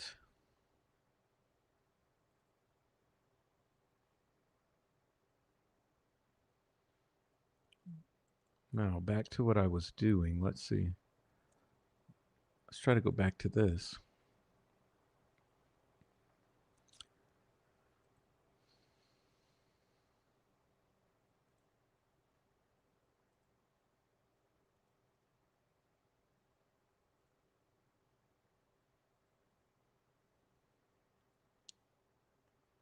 Let's see.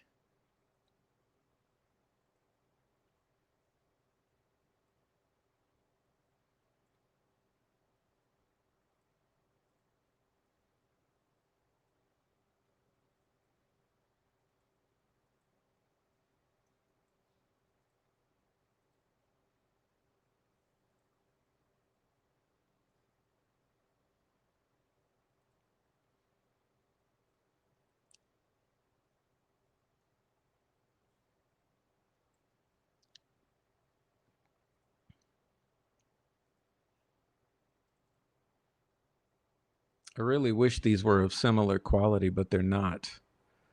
So it's hard to do this job right here. Okay. All right.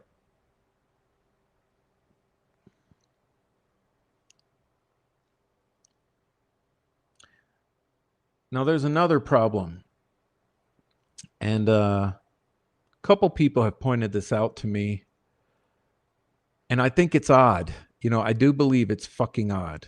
And I'll show you that problem now. But just in short, observe on both of these images where that pink shirt or blouse ends. Okay.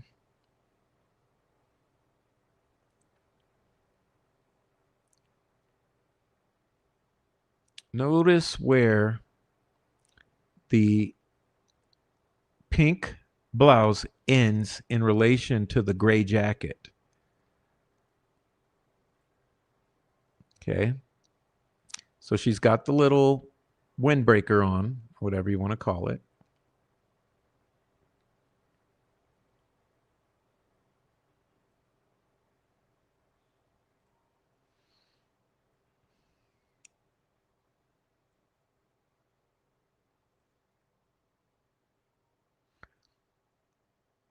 She's got the windbreaker on, right? And you notice the little pink shirt is slightly shorter than the gray windbreaker, correct? Okay, so just, check it out. Check it out. Notice the shirt is what I'm saying. Okay, I don't mean to yell, I'm about to yell. Notice the damn shirt. Okay, notice the damn shirt is shorter than the gray jacket, right? Shorter than the gray jacket. This is bullshit, Alado. I agree. All right. Now let's go back to the video. So let me get the video for you. Okay, go back to the video, Prof. Sure. Let's go back to the video. Okay, and remember, no white trapezoid on this cuff, right? No white trapezoid, no bubble under the knee, right? Okay, so let's go back to business. We're getting back to business here. Back to business. Again, notice the level of the shirt compared to the windbreaker. Not that this is a huge thing. It's really not a huge thing because it could just be that she raised her arms or something. But I mean, it is an observation because we've looked at every bit of this and I've never mentioned this, but the observation being that when she reaches this point here,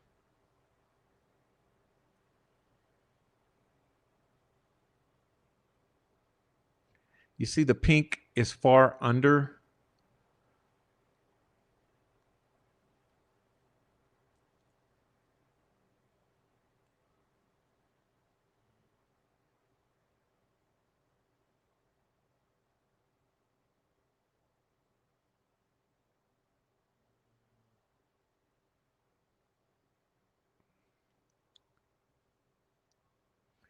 Now, I don't think it means anything because, like I said, she could have easily raised the jacket a bit at the point that you catch this moment. I don't know why I'm having such a damn hard time finding the spot.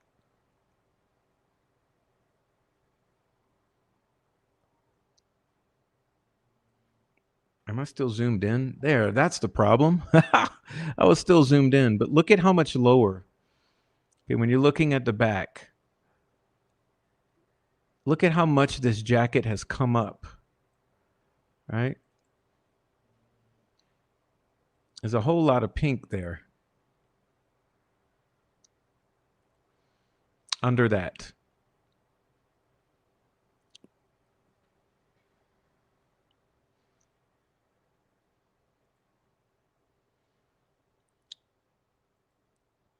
Like I said, it could be a reasonable explanation for that. Like if she lifted up the jacket when she pulled her hands out or something, because you can tell now her hands are out, right? So her hands are out. Maybe the jacket lifted. Not sure.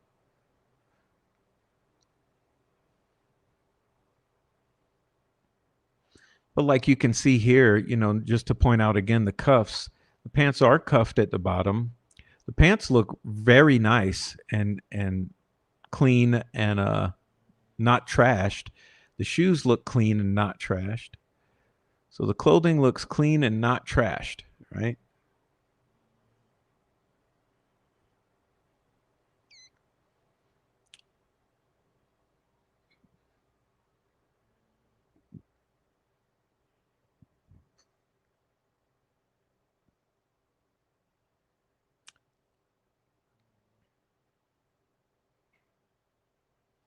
Even here you can see the cuff. So I just want to say that you can imagine this cuff might produce a reflection. You see they're big. They're cuffed pretty big there. So you might be able to understand that might cause a reflection should the sun hit it really brightly and the camera's confused about the amount of exposure to allow. So this is a big cuff. The under of the jean is very white or light compared to the darker color of the gene. So I could see the exposure of the camera being a little confused and allowing a bit much light, kind of like it's doing there. You see how there it's almost whiting out, like there's so much reflection. In other words, there's so much black in the shoe, right? There's black in the shoe. There's black in this shoe, and the jeans are dark. So this camera is somewhat overexposing and letting a lot of light in. And you can see here that the jean is turning extremely white in the reflection. So it's no, do jeans normally reflect like this? No, but the camera is overexposing, allowing this amount of reflection. Okay. Which is what I'm saying is happening, you know, if because in other words, look at this moment when they're all in the shade and the camera's not confused. See, there's no white. You don't see all this white. You see normal saturation of colors here.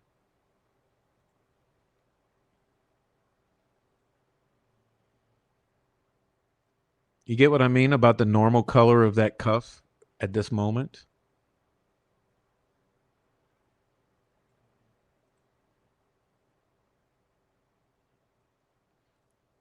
Okay.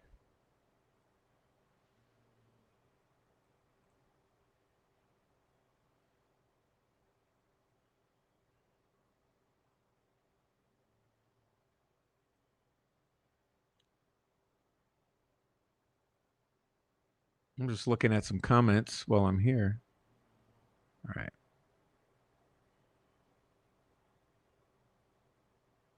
All right.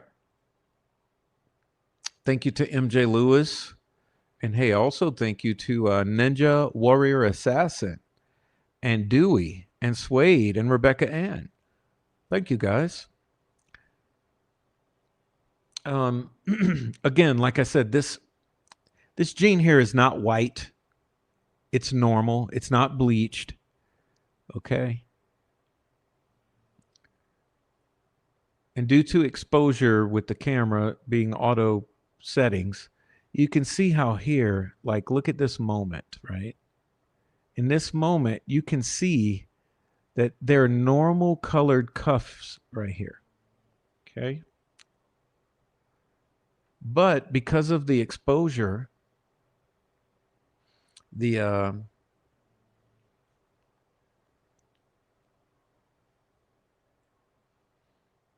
camera's having problems there.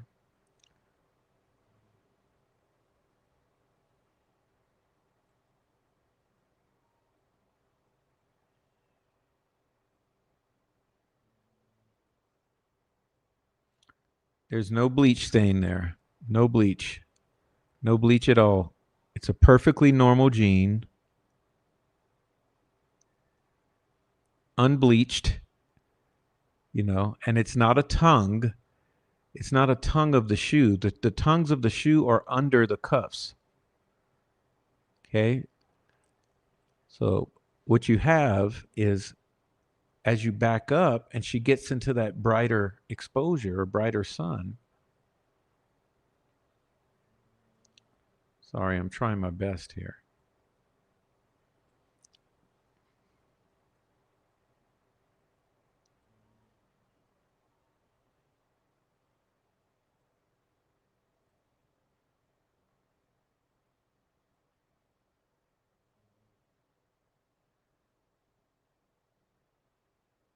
Lord have mercy. Let's unzoom.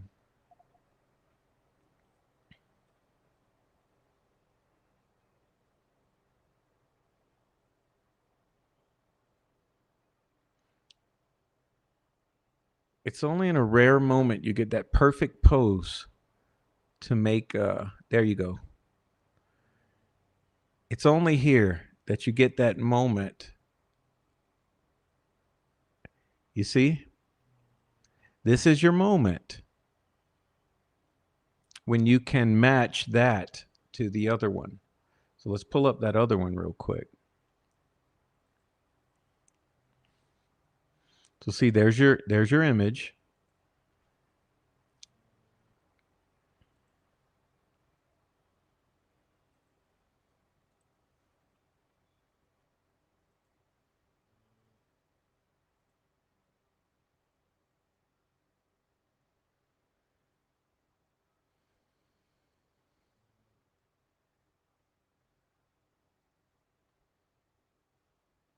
Okay, and I'm trying to prepare this to you for you to show you that it's okay,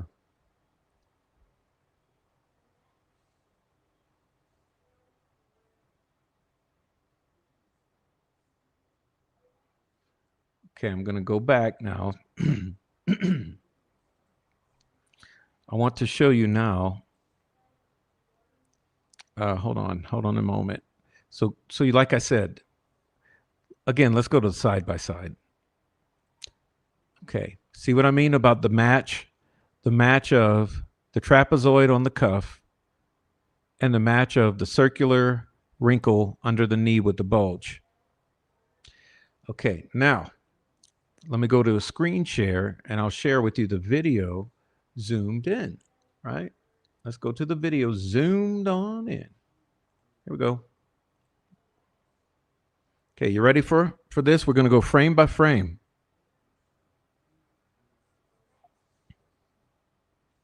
Okay, here we go.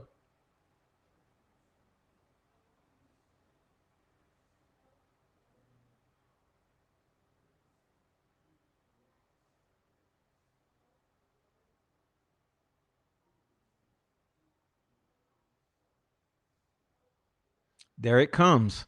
You see, now the reflection is hitting just right to match that Abby on the bridge photo. So the reflection just hit. See, if you go any further, it's not really there. See? But once this reflection hits, boom, it hits and it stays for a moment. And you can see it's there, it's there, it's there, it's there. Then her footsteps. Okay. Then once she looks down, that's the approximate moment they chose. She looks down. It's about that moment there. Okay. Now, once she takes another step, it's over with. So, see, she's already taken another step. It's going to be over with. Yeah, that moment's gone. Okay. So, she's already out of it. So, it's literally one step in which they have this opportunity. So, we'll go back to it. There you go. It's this one step. Okay. She's going to back into it. There. Okay. See, there comes the reflection. There's the wrinkle in the pant. Boom. It's just in this moment. If you go back too far, nope. She's looking forward. It don't work. She's looking forward. She's doing different stuff. So it's just in this exact step here. And you can tell because if you notice the grass on the right of her body, once she hits this, trestle with the, or this piece of wood.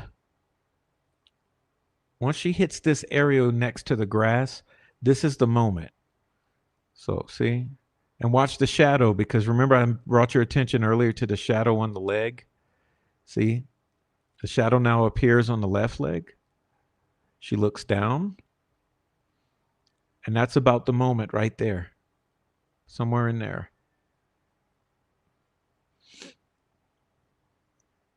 You know, I could zoom in more for you.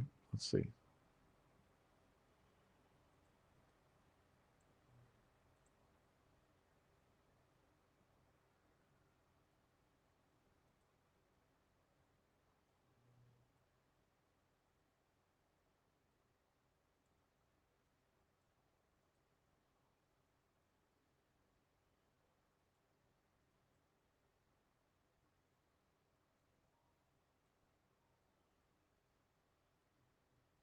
Sorry, I'm really trying here.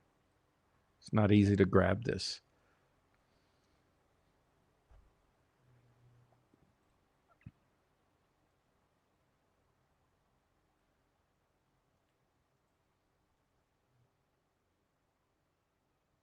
How about zoom out some? There we go.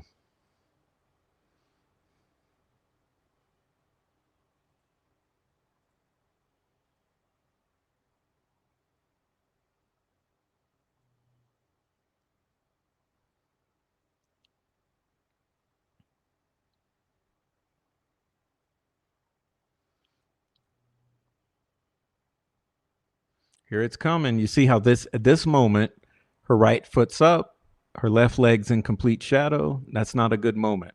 So we let it moving forward, keep stepping forward.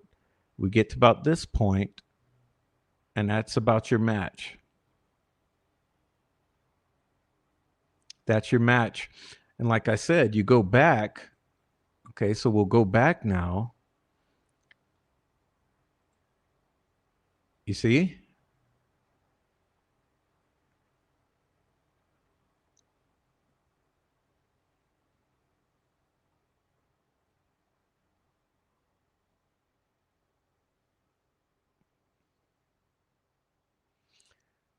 So I don't know. Okay.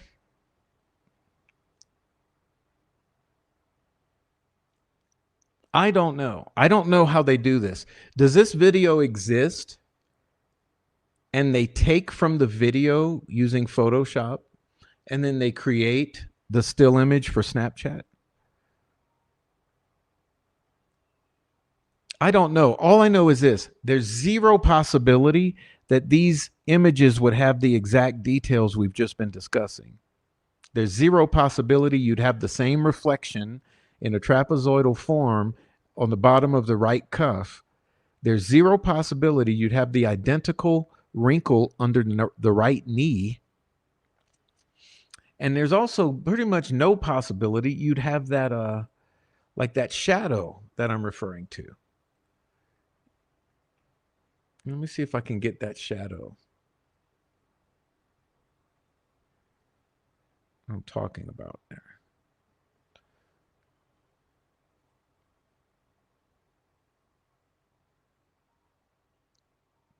See what I mean? The shadow on the knee, on the left leg, the wrinkle on the left leg under the knee, the right leg with the bulge and the circular wrinkle that's a perfect circle damn near,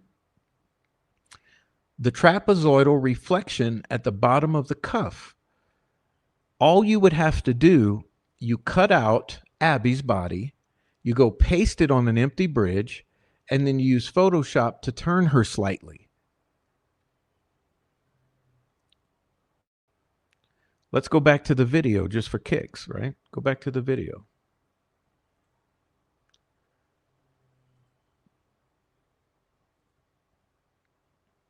I thought I had it.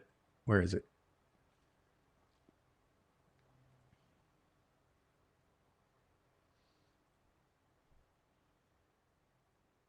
You see, by this moment, there's not the right. You see, nothing's right. You have to literally be in that exact moment to get that wrinkle on the left leg under the knee, which is just about somewhere there. I think that's about the moment right there. And you see, if we back it up, let's see what we're really looking at. We're really looking at this. Notice you don't see Bridge Guy behind her except for a little sliver here.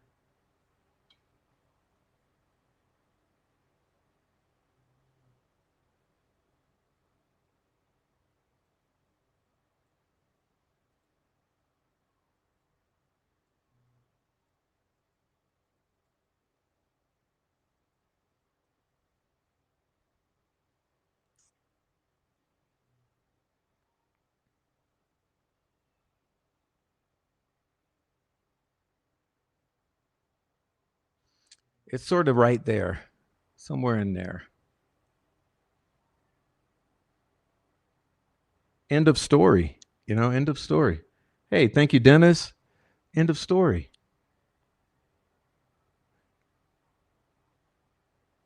Very interesting.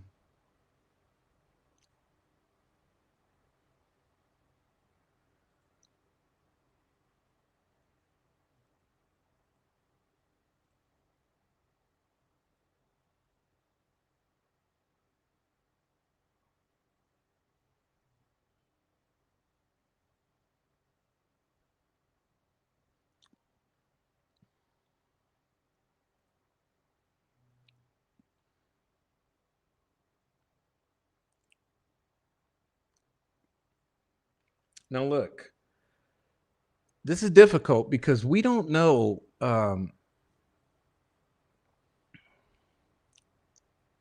This whole thing with metadata,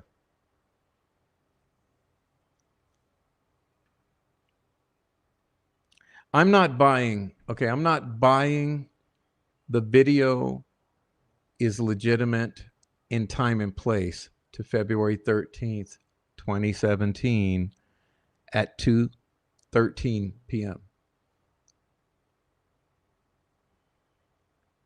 Have a hard time buying it.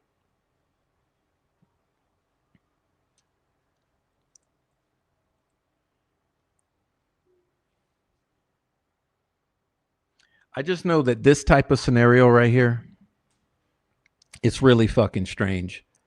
This is really strange that you would get an identical light reflection, an identical wrinkle, another identical wrinkle, and even in the clothing, very similar folding and wrinkling happening.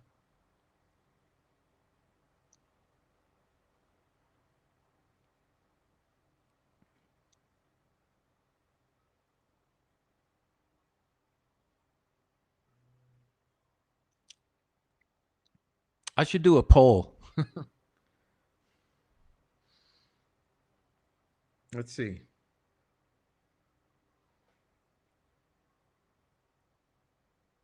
Do I have to be on the computer to do that? I never do that shit. I forget. Let's see.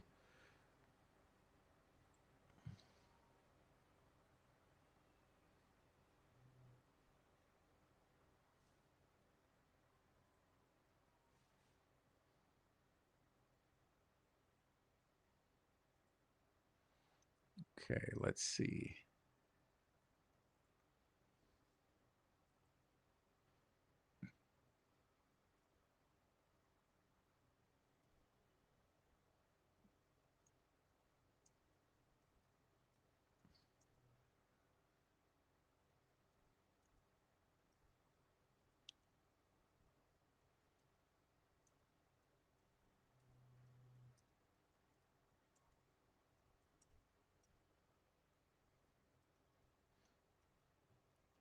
All right, let's do a poll on my theory here. There we go. We got a poll running. Vote on the poll. Look, I'm not positive of anything. I just know, in my opinion here, it's very, very, very odd to have this trapezoidal white reflection in both images on the cuff, and the fucking round circle weirdness under the knee.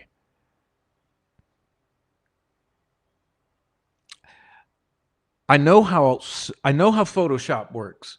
Okay, in other words, I've watched very good Photoshop artists work with Photoshop. I know how extremely easy and possible it is to manipulate the angle of the body, to manipulate the angle of the head, even the arms, and even the wrinkles on the clothing. They could have just moved her arms slightly, because the whole concept would be you can move body proportions or body figuration, but you want to kind of try as much as possible to not really over Photoshop, because the more you Photoshop, the more you are introducing artifacts. So you want to kind of gently nudge things. You want to gently nudge things.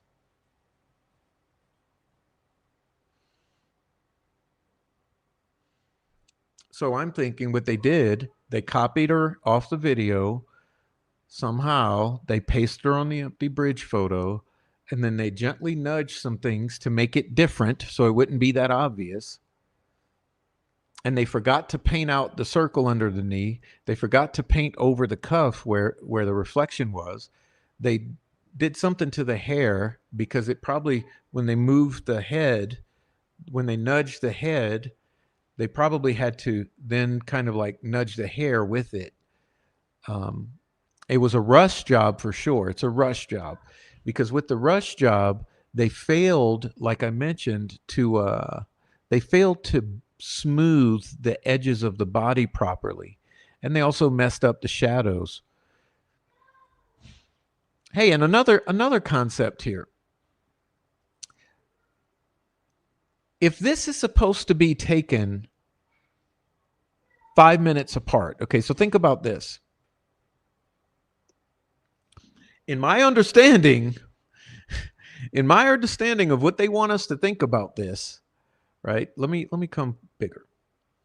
In my understanding of what they want us to think about this, they want us to think that these were taken 5 minutes apart, right? So the official theory, 5 minutes apart, 5 minutes apart. If these were taken 5 minutes apart, would you see the shadows look so differently? Why does this Snapchat alleged image, why does that show so much shadowing and show the shadow at the angle it is, right? Whereas the image of Abby on the bridge that's I screenshot from the video, why does it not show hardly any shadow to Abby there? Like when you're looking at Abby there, you don't see a damn shadow. Like if you really look hard, you can see like the barely you can barely make out some shadowing on the bridge. But it's odd that 5 minutes apart, right? 5 minutes apart. 5 minutes. 5 minutes apart. The shadow is going to look so different. 5 minutes apart, right? Because this is supposed to be 2:07. The other one is supposed to be 2:13. 5 minutes apart. Or 6.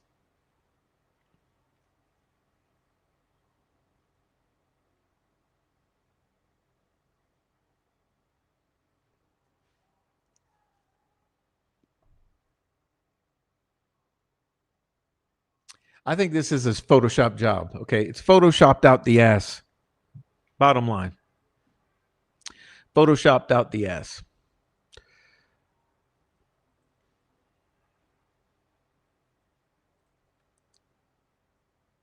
And we start to think about it. Photoshopped out the ass.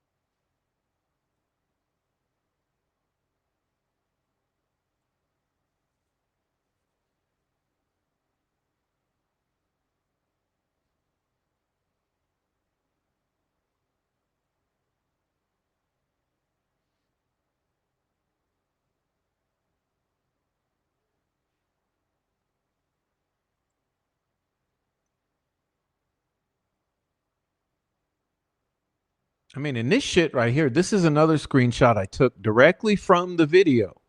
So I basically took the video and took a screenshot. This looks like, I mean, this bridge guy back there looks himself CGI or pasted onto this. Like, you tell me that's a real guy walking. Come on, man. There's no way. This nothing about this is correct.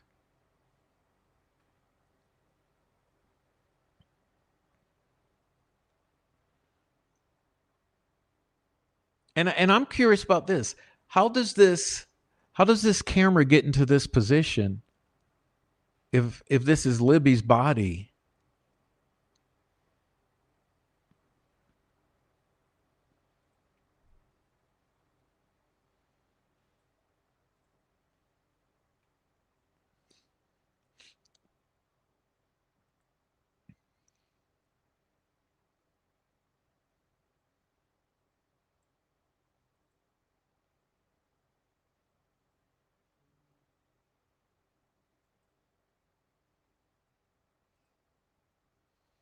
I mean, none of this makes sense at all. An empty fucking bridge? Like, what is this supposed to do? What was the purpose of this photo?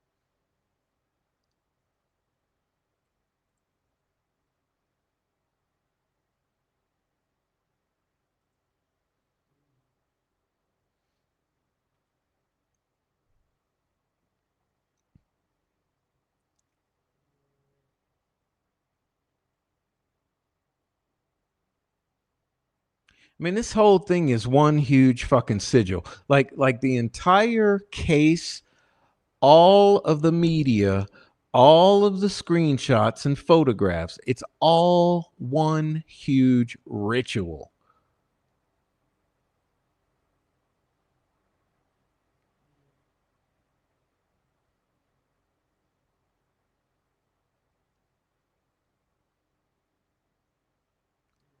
Faith in man. Faith in man. Faith in man?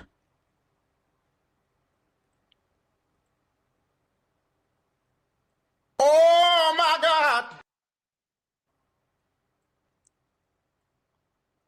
Bruh. Freedom of speech. Faith in man.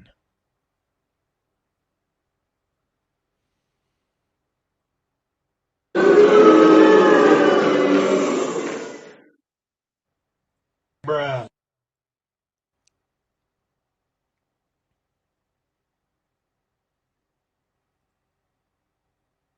This is bullshit, Alado.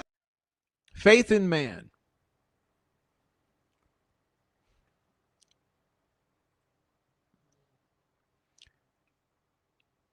Look at those shoes. Look at this person. Right? This is supposed to be who Cheyenne was with.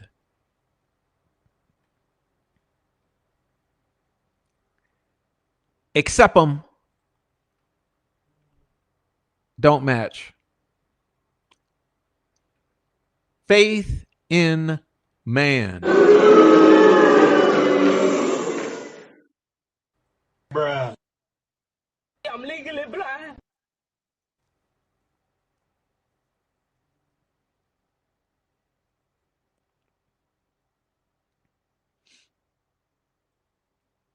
Anyhow, you know what I see? I see a bunch of fucking methed out, meth dealing, witchy poo, perverted, scumbag ass, lying ass kids and dirty old men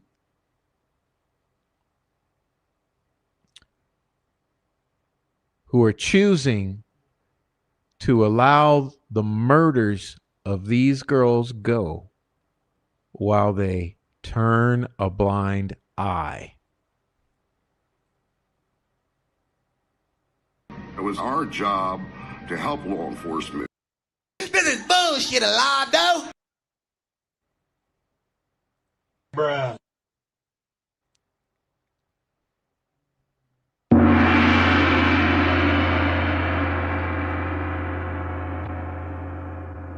Kayla Hardman, Jimmy Snowberger, Austin Popejoy, Garrett Kurtz, Jesse Breer. Only sober one. Only sober one. Bruh.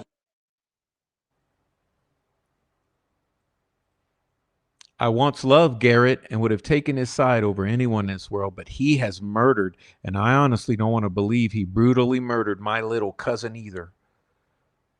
But it sure is awfully close with the voice, the new sketch, and meth will fuck a person's life up.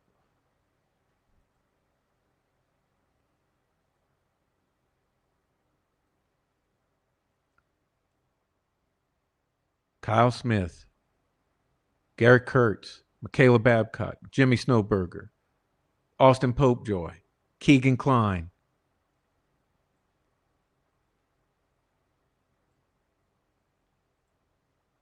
Garrett Kurtz, Austin Popejoy, Keegan Kline, Kyle Smith, Michaela Babcock, Cody Patty,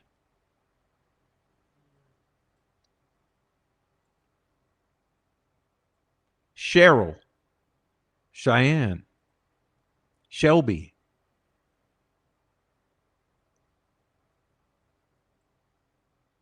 what's going on here?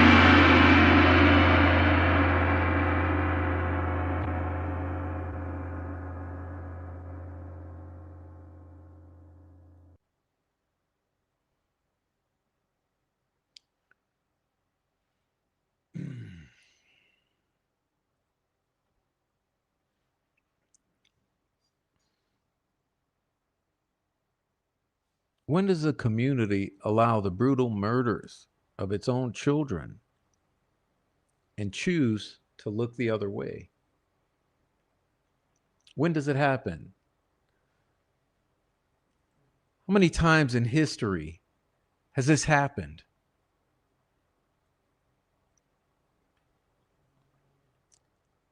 And you think you can fool the entire world? The entire world?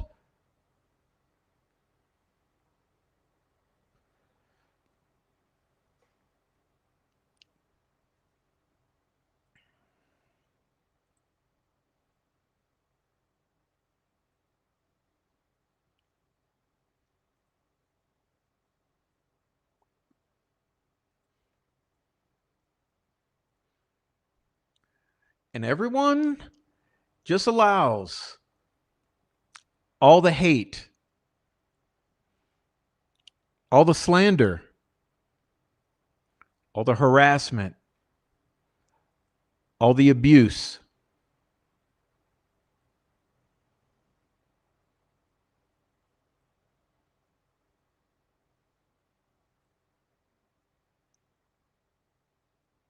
Because they made this thing go viral. Major fuck up, right? Major fuck up. These people committed a single major fuck up. And you know what that fuck up was? This you're looking at on your screen. This you're looking at on your screen was their major fuck up. Because this right here made this case go viral. A murderer, a monster, a mystery man, someone to try to find in this great big world of ours. The rare instance of a victim capturing her killer.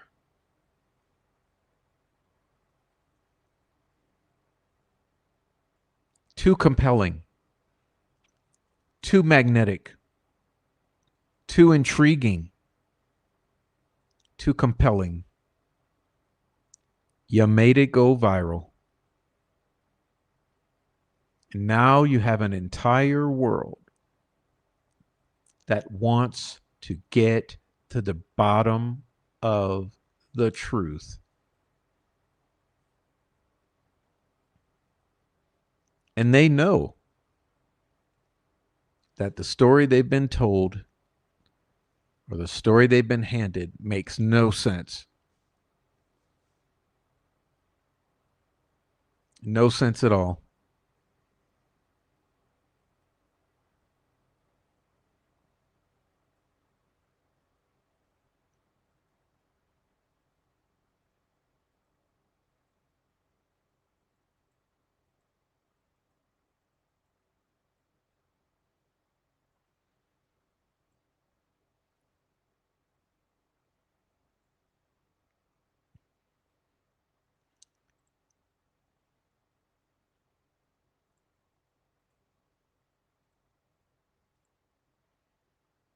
And after years of showing them this, years and years and years showing them this, now you show them this.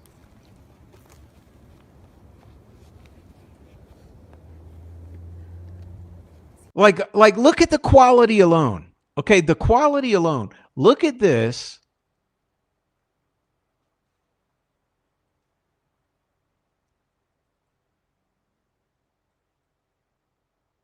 And then look at this.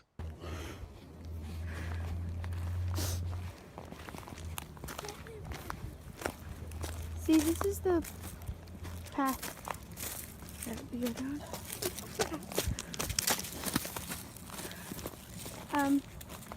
There's no path going there, so we have to go down here.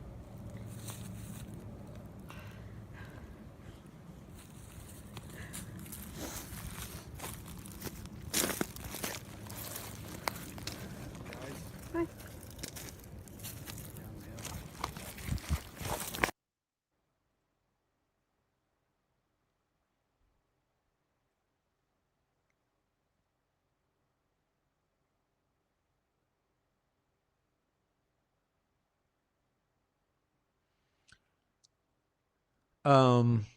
This is from Keegan Klein's probable cause affidavit.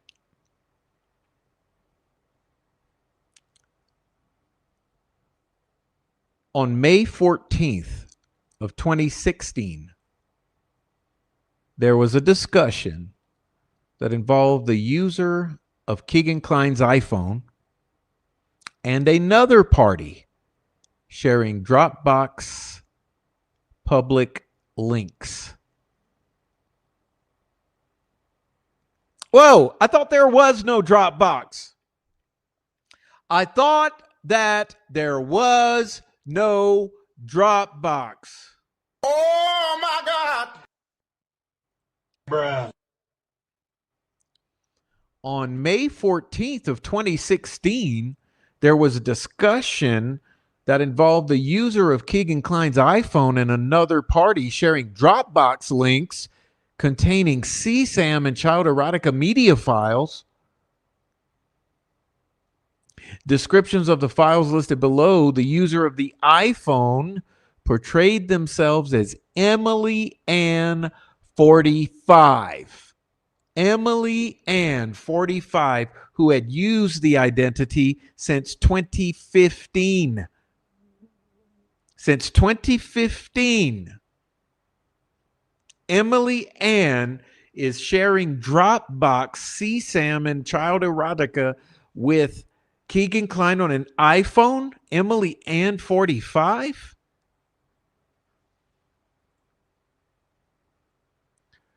Huh. Well, that's odd because what was that we found in the Keegan Klein transcript?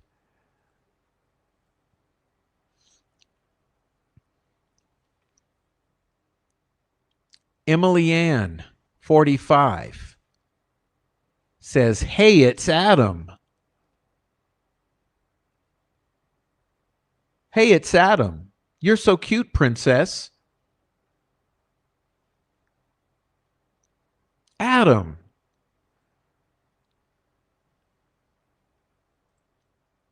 But wait, I found something else.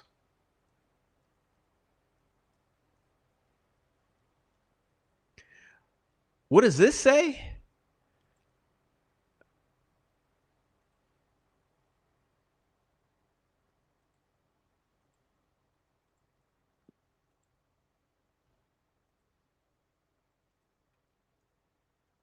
Also from Keegan Klein's PCA, Samsung Galaxy S4.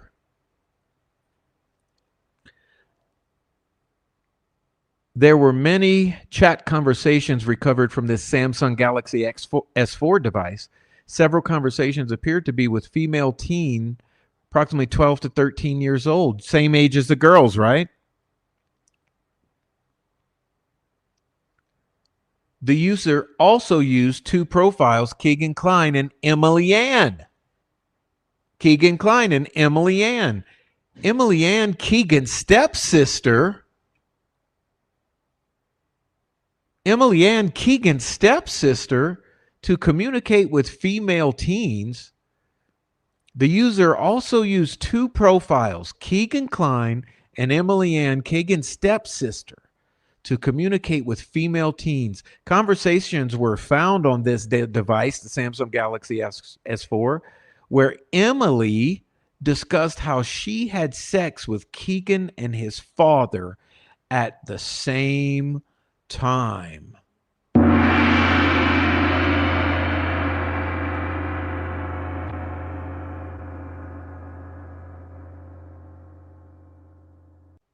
Bruh. Oh my God. Freedom of speech. There were multiple CSAM files and erotica media files found saved to the Samsung Galaxy S4. The way the files were named indicated the images were captured by screenshot and or received from Snapchat or Skype. This is bullshit, Alado.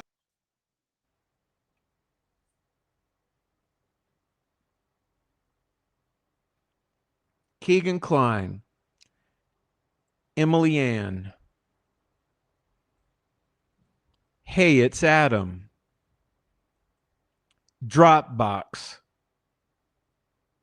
Keegan Klein. Keegan Klein. Austin Popejoy. Keegan Klein. Garrett Kurtz. Austin Popejoy. Michaela Hardman. Jimmy Snowberger.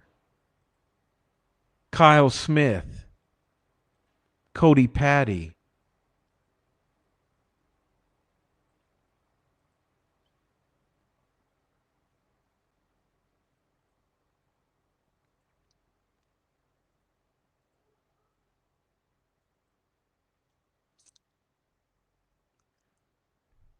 Instagram, Skype, Snapchat,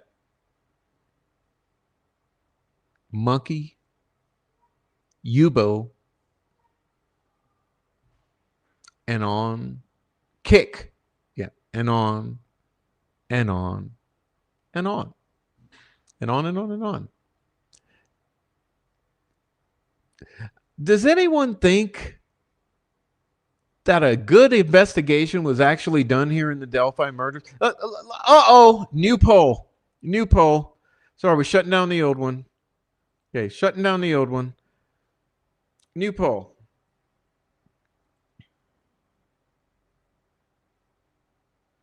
New poll.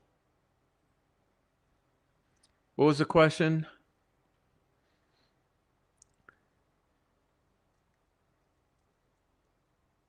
Let me get it.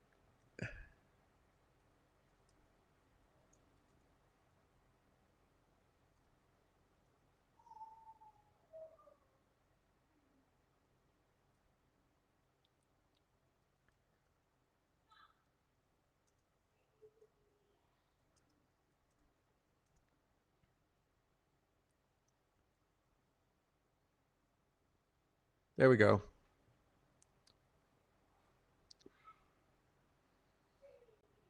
Do you think that a thorough investigation was done in this case? Yes or no? Yes or no?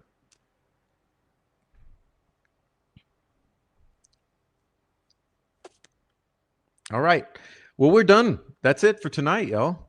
I think that's it. I think that's going to be it. I mean, that was my opinion of the Abbey on the Bridge evidence of photoshopping, and I hope that you guys at least entertain my theory there. Okay, entertain my theory. I'm not positive. It could be one way or the other. I'm not sure which direction this came from. It could be that the Abbey on the Bridge Photoshop was used to produce the video. But all I know is there's mm, a, a load of evidence of photoshopping on this Abbey on the Bridge. Like I said before, and it wasn't a joke, collectively, we've had 5 experts. Look at this. All 5 experts came back with the same conclusion that there is or are hallmarks and evidence of photoshopping in this Abbey on the Bridge. And you have to ask yourself, 5 out of 5 Photoshop experts all come back and say, yes, there's photoshopping. How do you explain it? How do you explain that the lies? Like, how do you explain the lies? Why would you have lies from the community, from the relatives of these victims? Why would you have that sort of lie where they would Photoshop something, produce something, and then lie about how they got it and where it came from, and then try to use it as proof of life?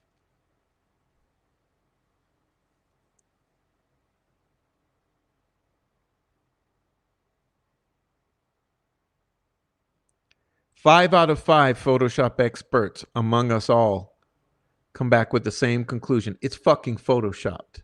Absolutely. And oddly enough, when trial came, right? Trial comes or pre-trial, we start leading up to trial. And what do we discover? Oh, that image cannot be found in the phone, in the extraction, or subpoenaed from Snapchat. We don't know where that image came from. But you know what? It came off the internet, so we'll just include it in this trial as a legitimate piece of evidence. Something that wasn't on the phone, there's no proof was ever on the phone, came off the internet, and was admitted as a piece of evidence in this trial. That's right. The very thing that our 5 out of 5 experts tell us is absolutely a creation of Photoshop. Now, interesting thing too. You might remember when Iva Apophis, Cop Facts, and myself all simultaneously came and divulged this to you, for the most part, within a short period of time. The level of harassment that we endured literally went through the roof. The objective has been to get us off the case ever since.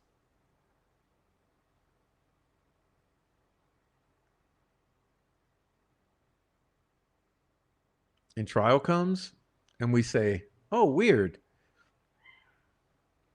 This wasn't on the phone. Interesting.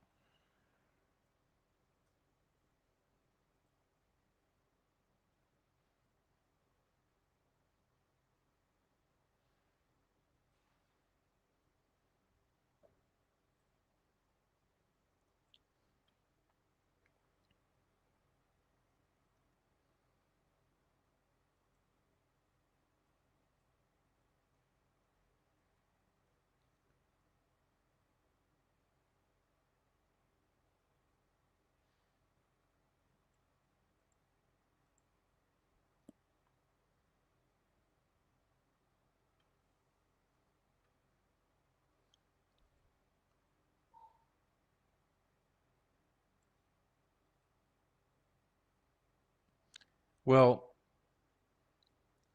I was looking for something, but it's going to take a bit. But I'd like to know, why. I'd like to know just why it's difficult to get people to understand something. So why are we even still arguing about this? Why is it still a question whether or not this is a legitimate thing or not? I mean, because perhaps if you prove that this is not legitimate, everything else it starts to unravel. Is that why?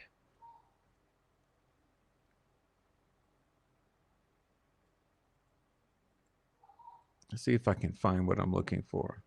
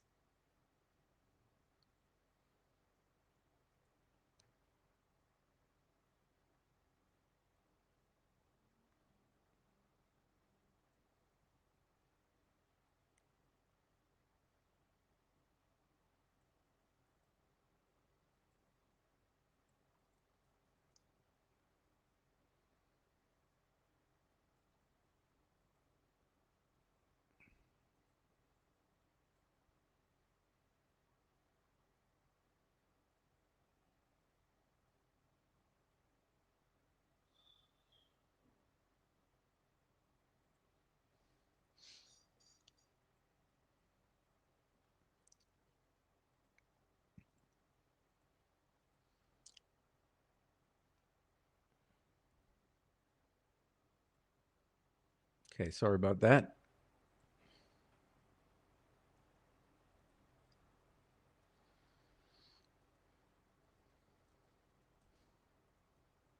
All right, here we go. Let me get it together. Let's see.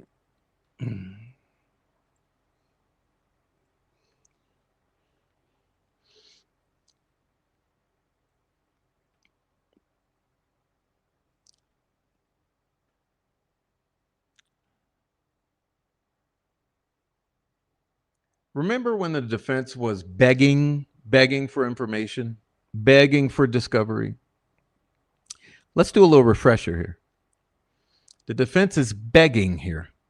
And let's see what they're begging for.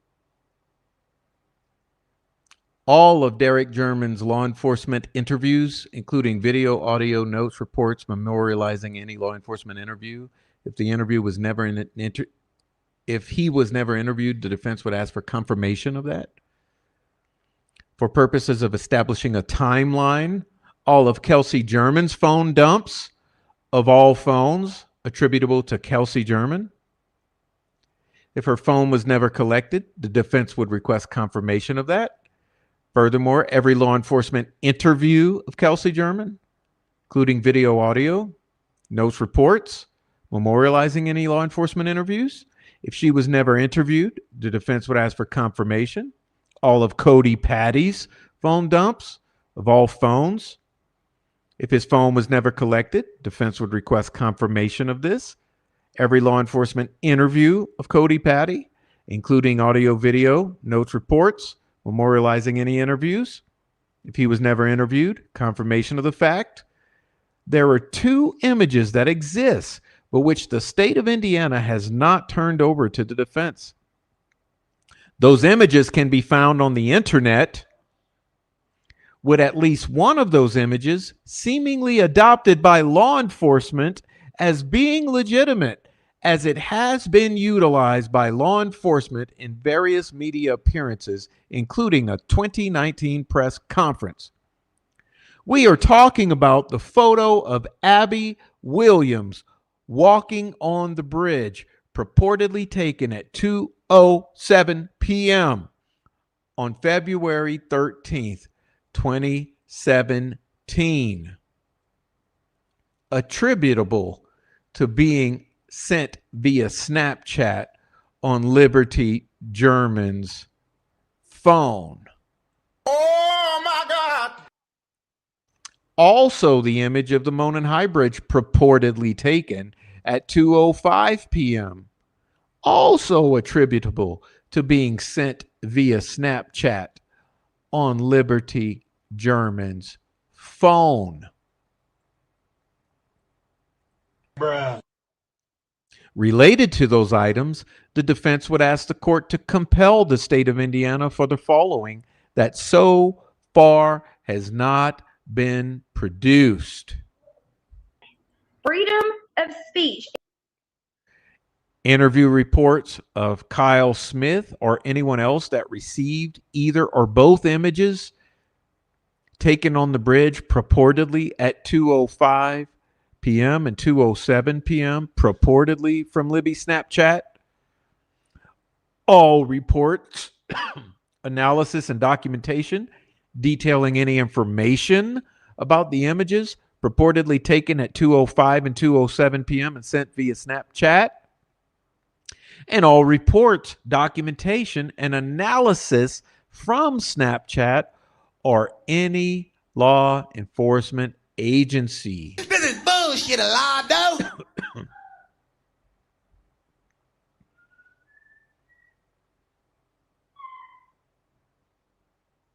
So what do you do with this? What do we do with this? Was this just allowed? Was this just allowed?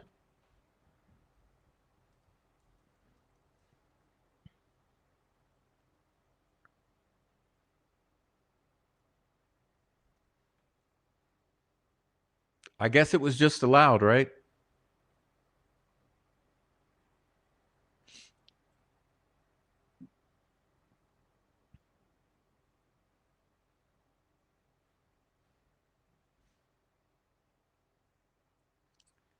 So I think that says, I think this right here says enough. Okay. This right here says enough. No Shaq, no Derek, no Cody. Don't ask about the Shaq. Don't ask about Derek. And don't ask about Cody.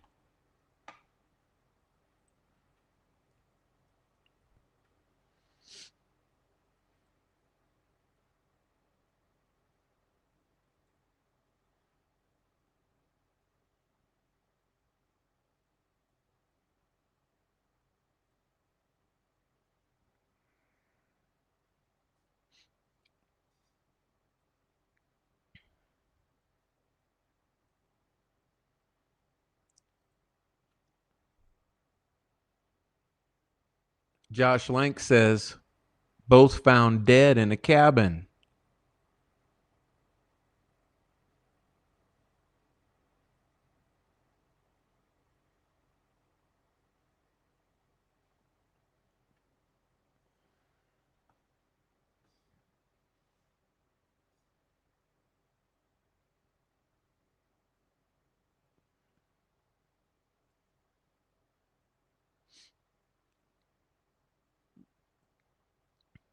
Shack,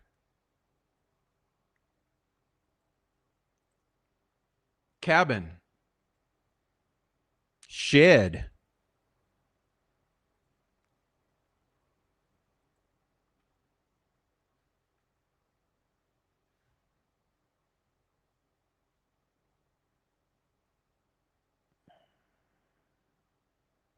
cave,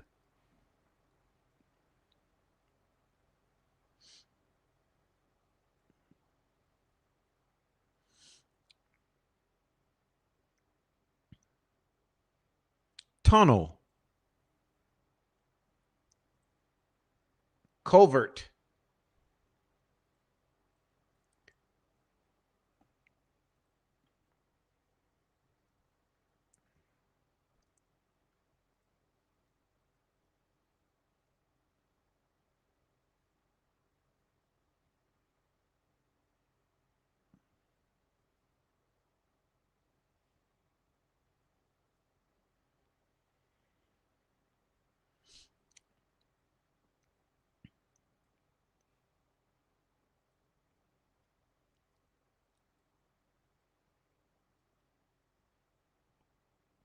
All right, guys.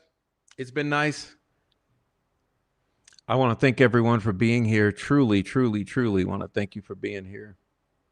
I'm exhausted and I'm hungry and hot. But thanks everyone for being here. This was the Delphi Files, episode 2, Abby on the Bridge, evidence of photoshopping.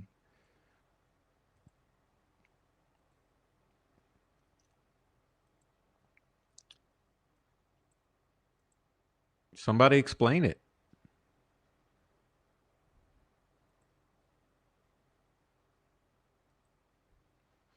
What's our poll looking like? Let's put our poll up here. Let's see. In poll. The poll says, do you think a thorough investigation was done in this case? No. No in the 98 percentile. Do you think a thorough investigation was done in this case? 98% say no. 90 fucking 8. That's with the trolls in here, by the way. That's with the trolls in here. Oh my God. 98% say no. A thorough investigation was not done.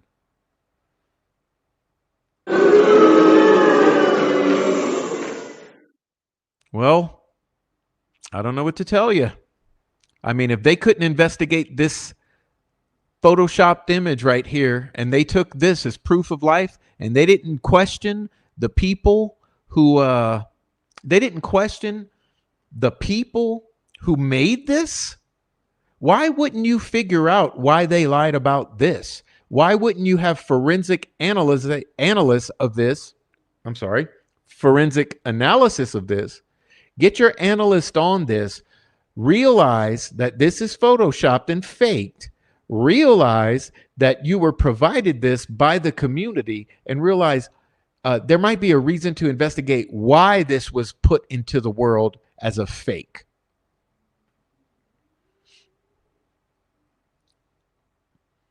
That would have been a thorough investigation. But no, couldn't have it. Oh, and by the way, Troll Farm. By the way, I have a question. Why did you have to try to make this a fake? That's a good question. Why did Troll Farm try to make this a fake?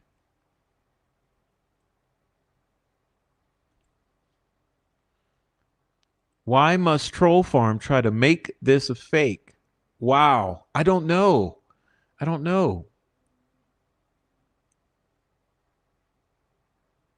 It's got to be a reason. There's got to be a reason why you tried to make this a fake when we know everything else is a fake.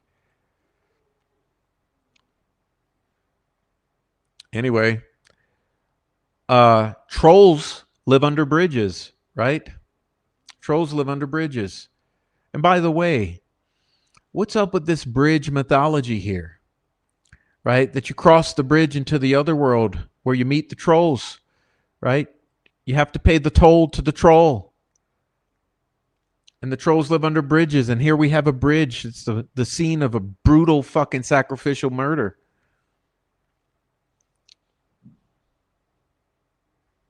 I don't know. I'm watching you motherfuckers.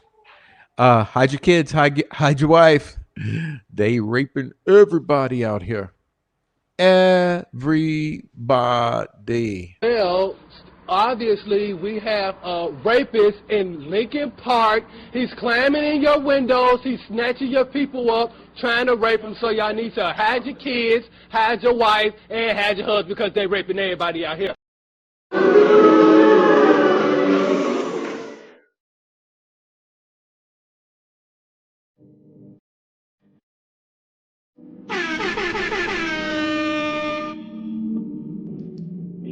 Freedom of speech is a First Amendment right for American citizens. That doesn't mean you're free of consequences.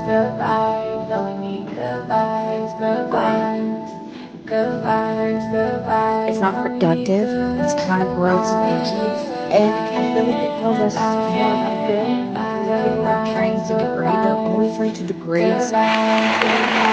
I'm going places, can't fake it. My heart is so cold, my energy is contagious. All the pain I can't take it. I'm saying rather than graceful, cause I know everything that I can do only maybe sympathizing. Yeah, even I can shake it, but I don't take it personal. Memories faded, I'm enjoying the moment. I've been smiling the rose, taking from the reflex, stepping back, the truth unfolding, unfolding.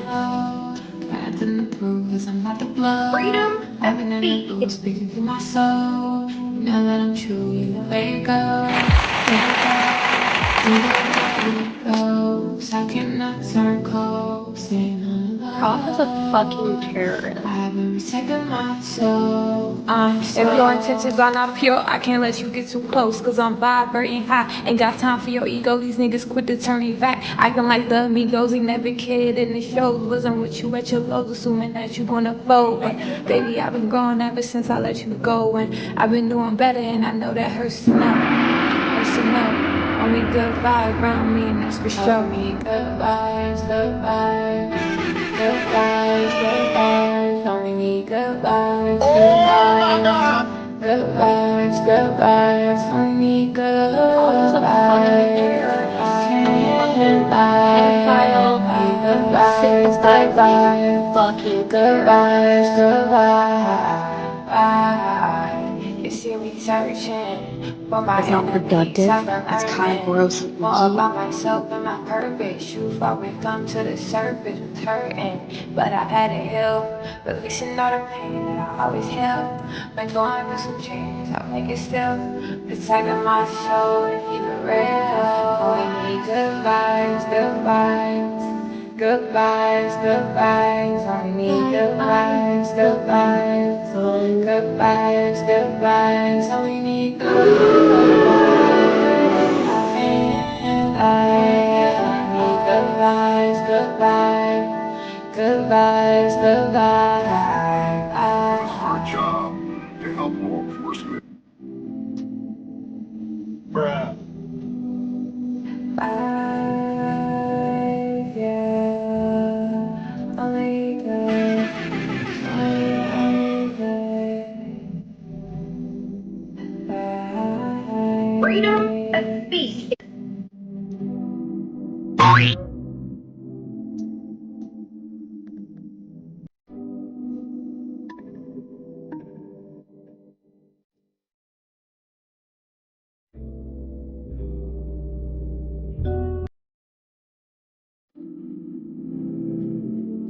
It was our job to help law enforcement. Only need good vibes, good vibes. Good vibes, good vibes. Only need good vibes, good vibes. Good Prof is vibes, a good fucking vibes. terrorist. Good vibes. It's not productive. It's kind of gross and icky. Good vibes, good vibes. Good vibes, good vibes. Been waiting so patient, I'm going crazy, can't fake it. My heart is so cold, my energy is contagious. All the pain, I can't take it. I'm saying rather than graceful, cause I know everything that I've been through only maybe. Count my blessings daily, yet it been I can shake it. But I don't take it personal, the memories fading. I'm enjoying the moment. I've been sawing the roses, taking time to reflect, stepping back, the truth unfolding, unfolding. Nothing to prove, cause I'm not the blow. I've been in the booth, speaking to my soul. You know that I'm true, either way it go, way it go, either way it goes. Freedom of speech is a First Amendment right for American citizens. That doesn't mean you're free of consequences.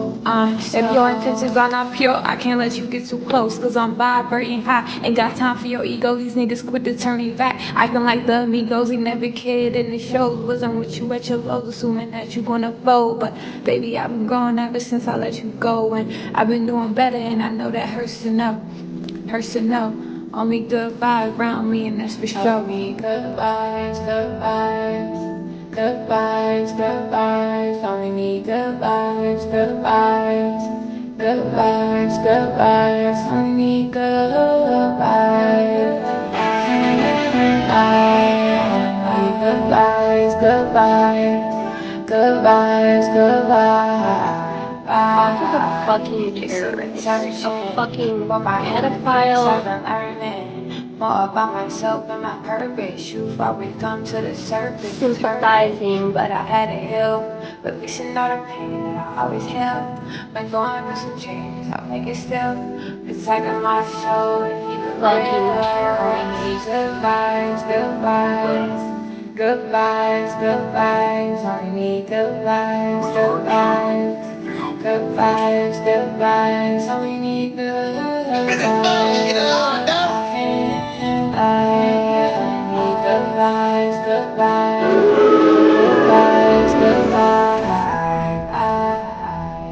It's not productive. It's kind of gross and icky. And I feel like it tells us more about them. And the people they're trying to degrade, they're always trying to degrade someone. Only good vibes, only good vibes.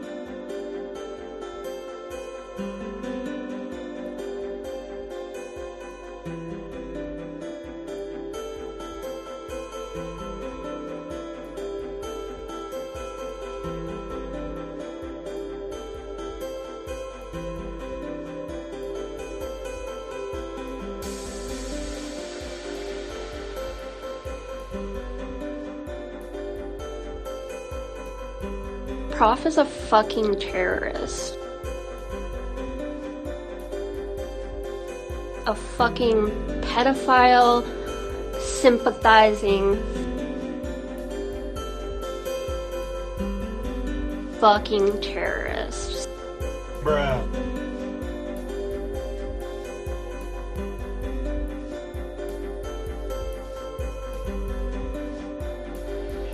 Freedom of speech.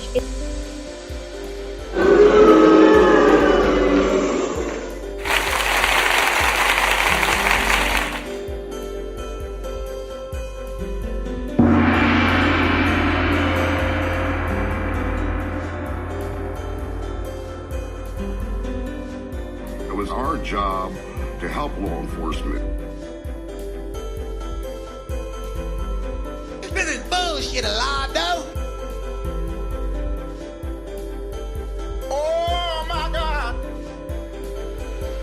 Prof is a fucking terrorist.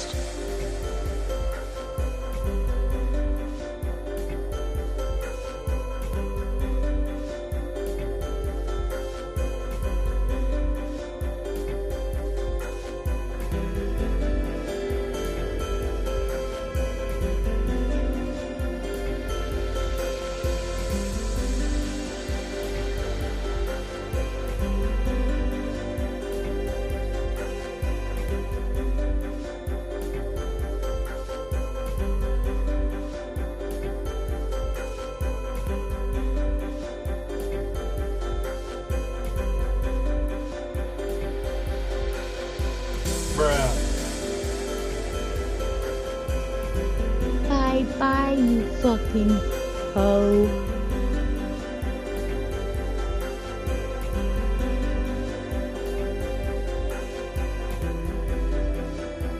I'm legally blind.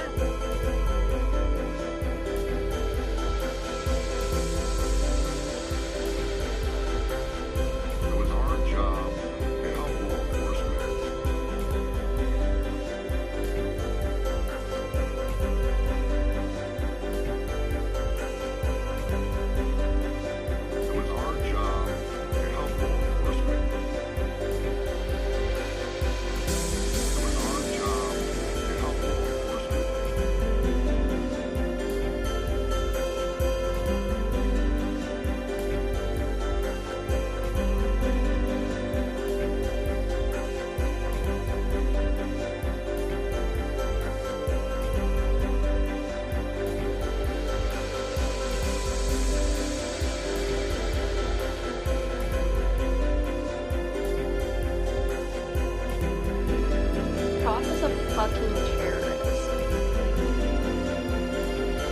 not productive.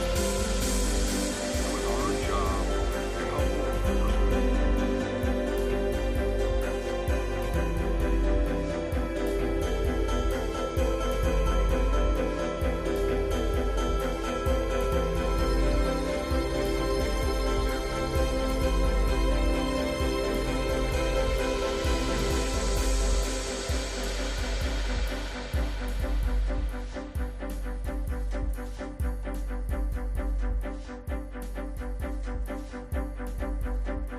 Freedom of speech.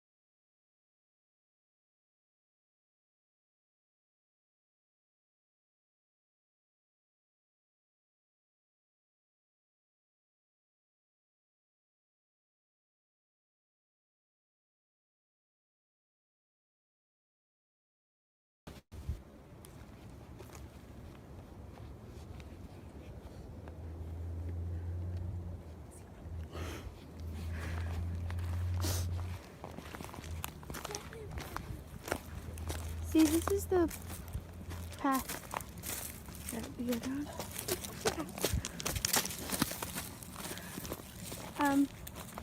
There's no path going there, so we have to go down here.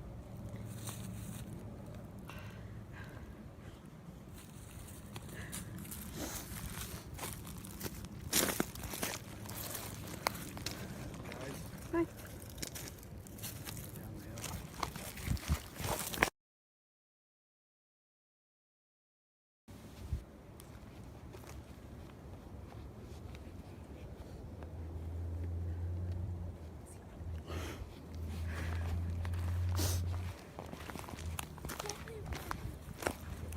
See, this is the path that we go down.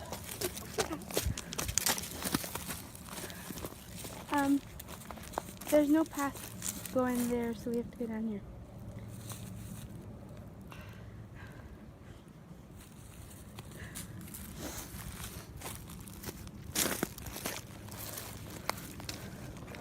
Bye.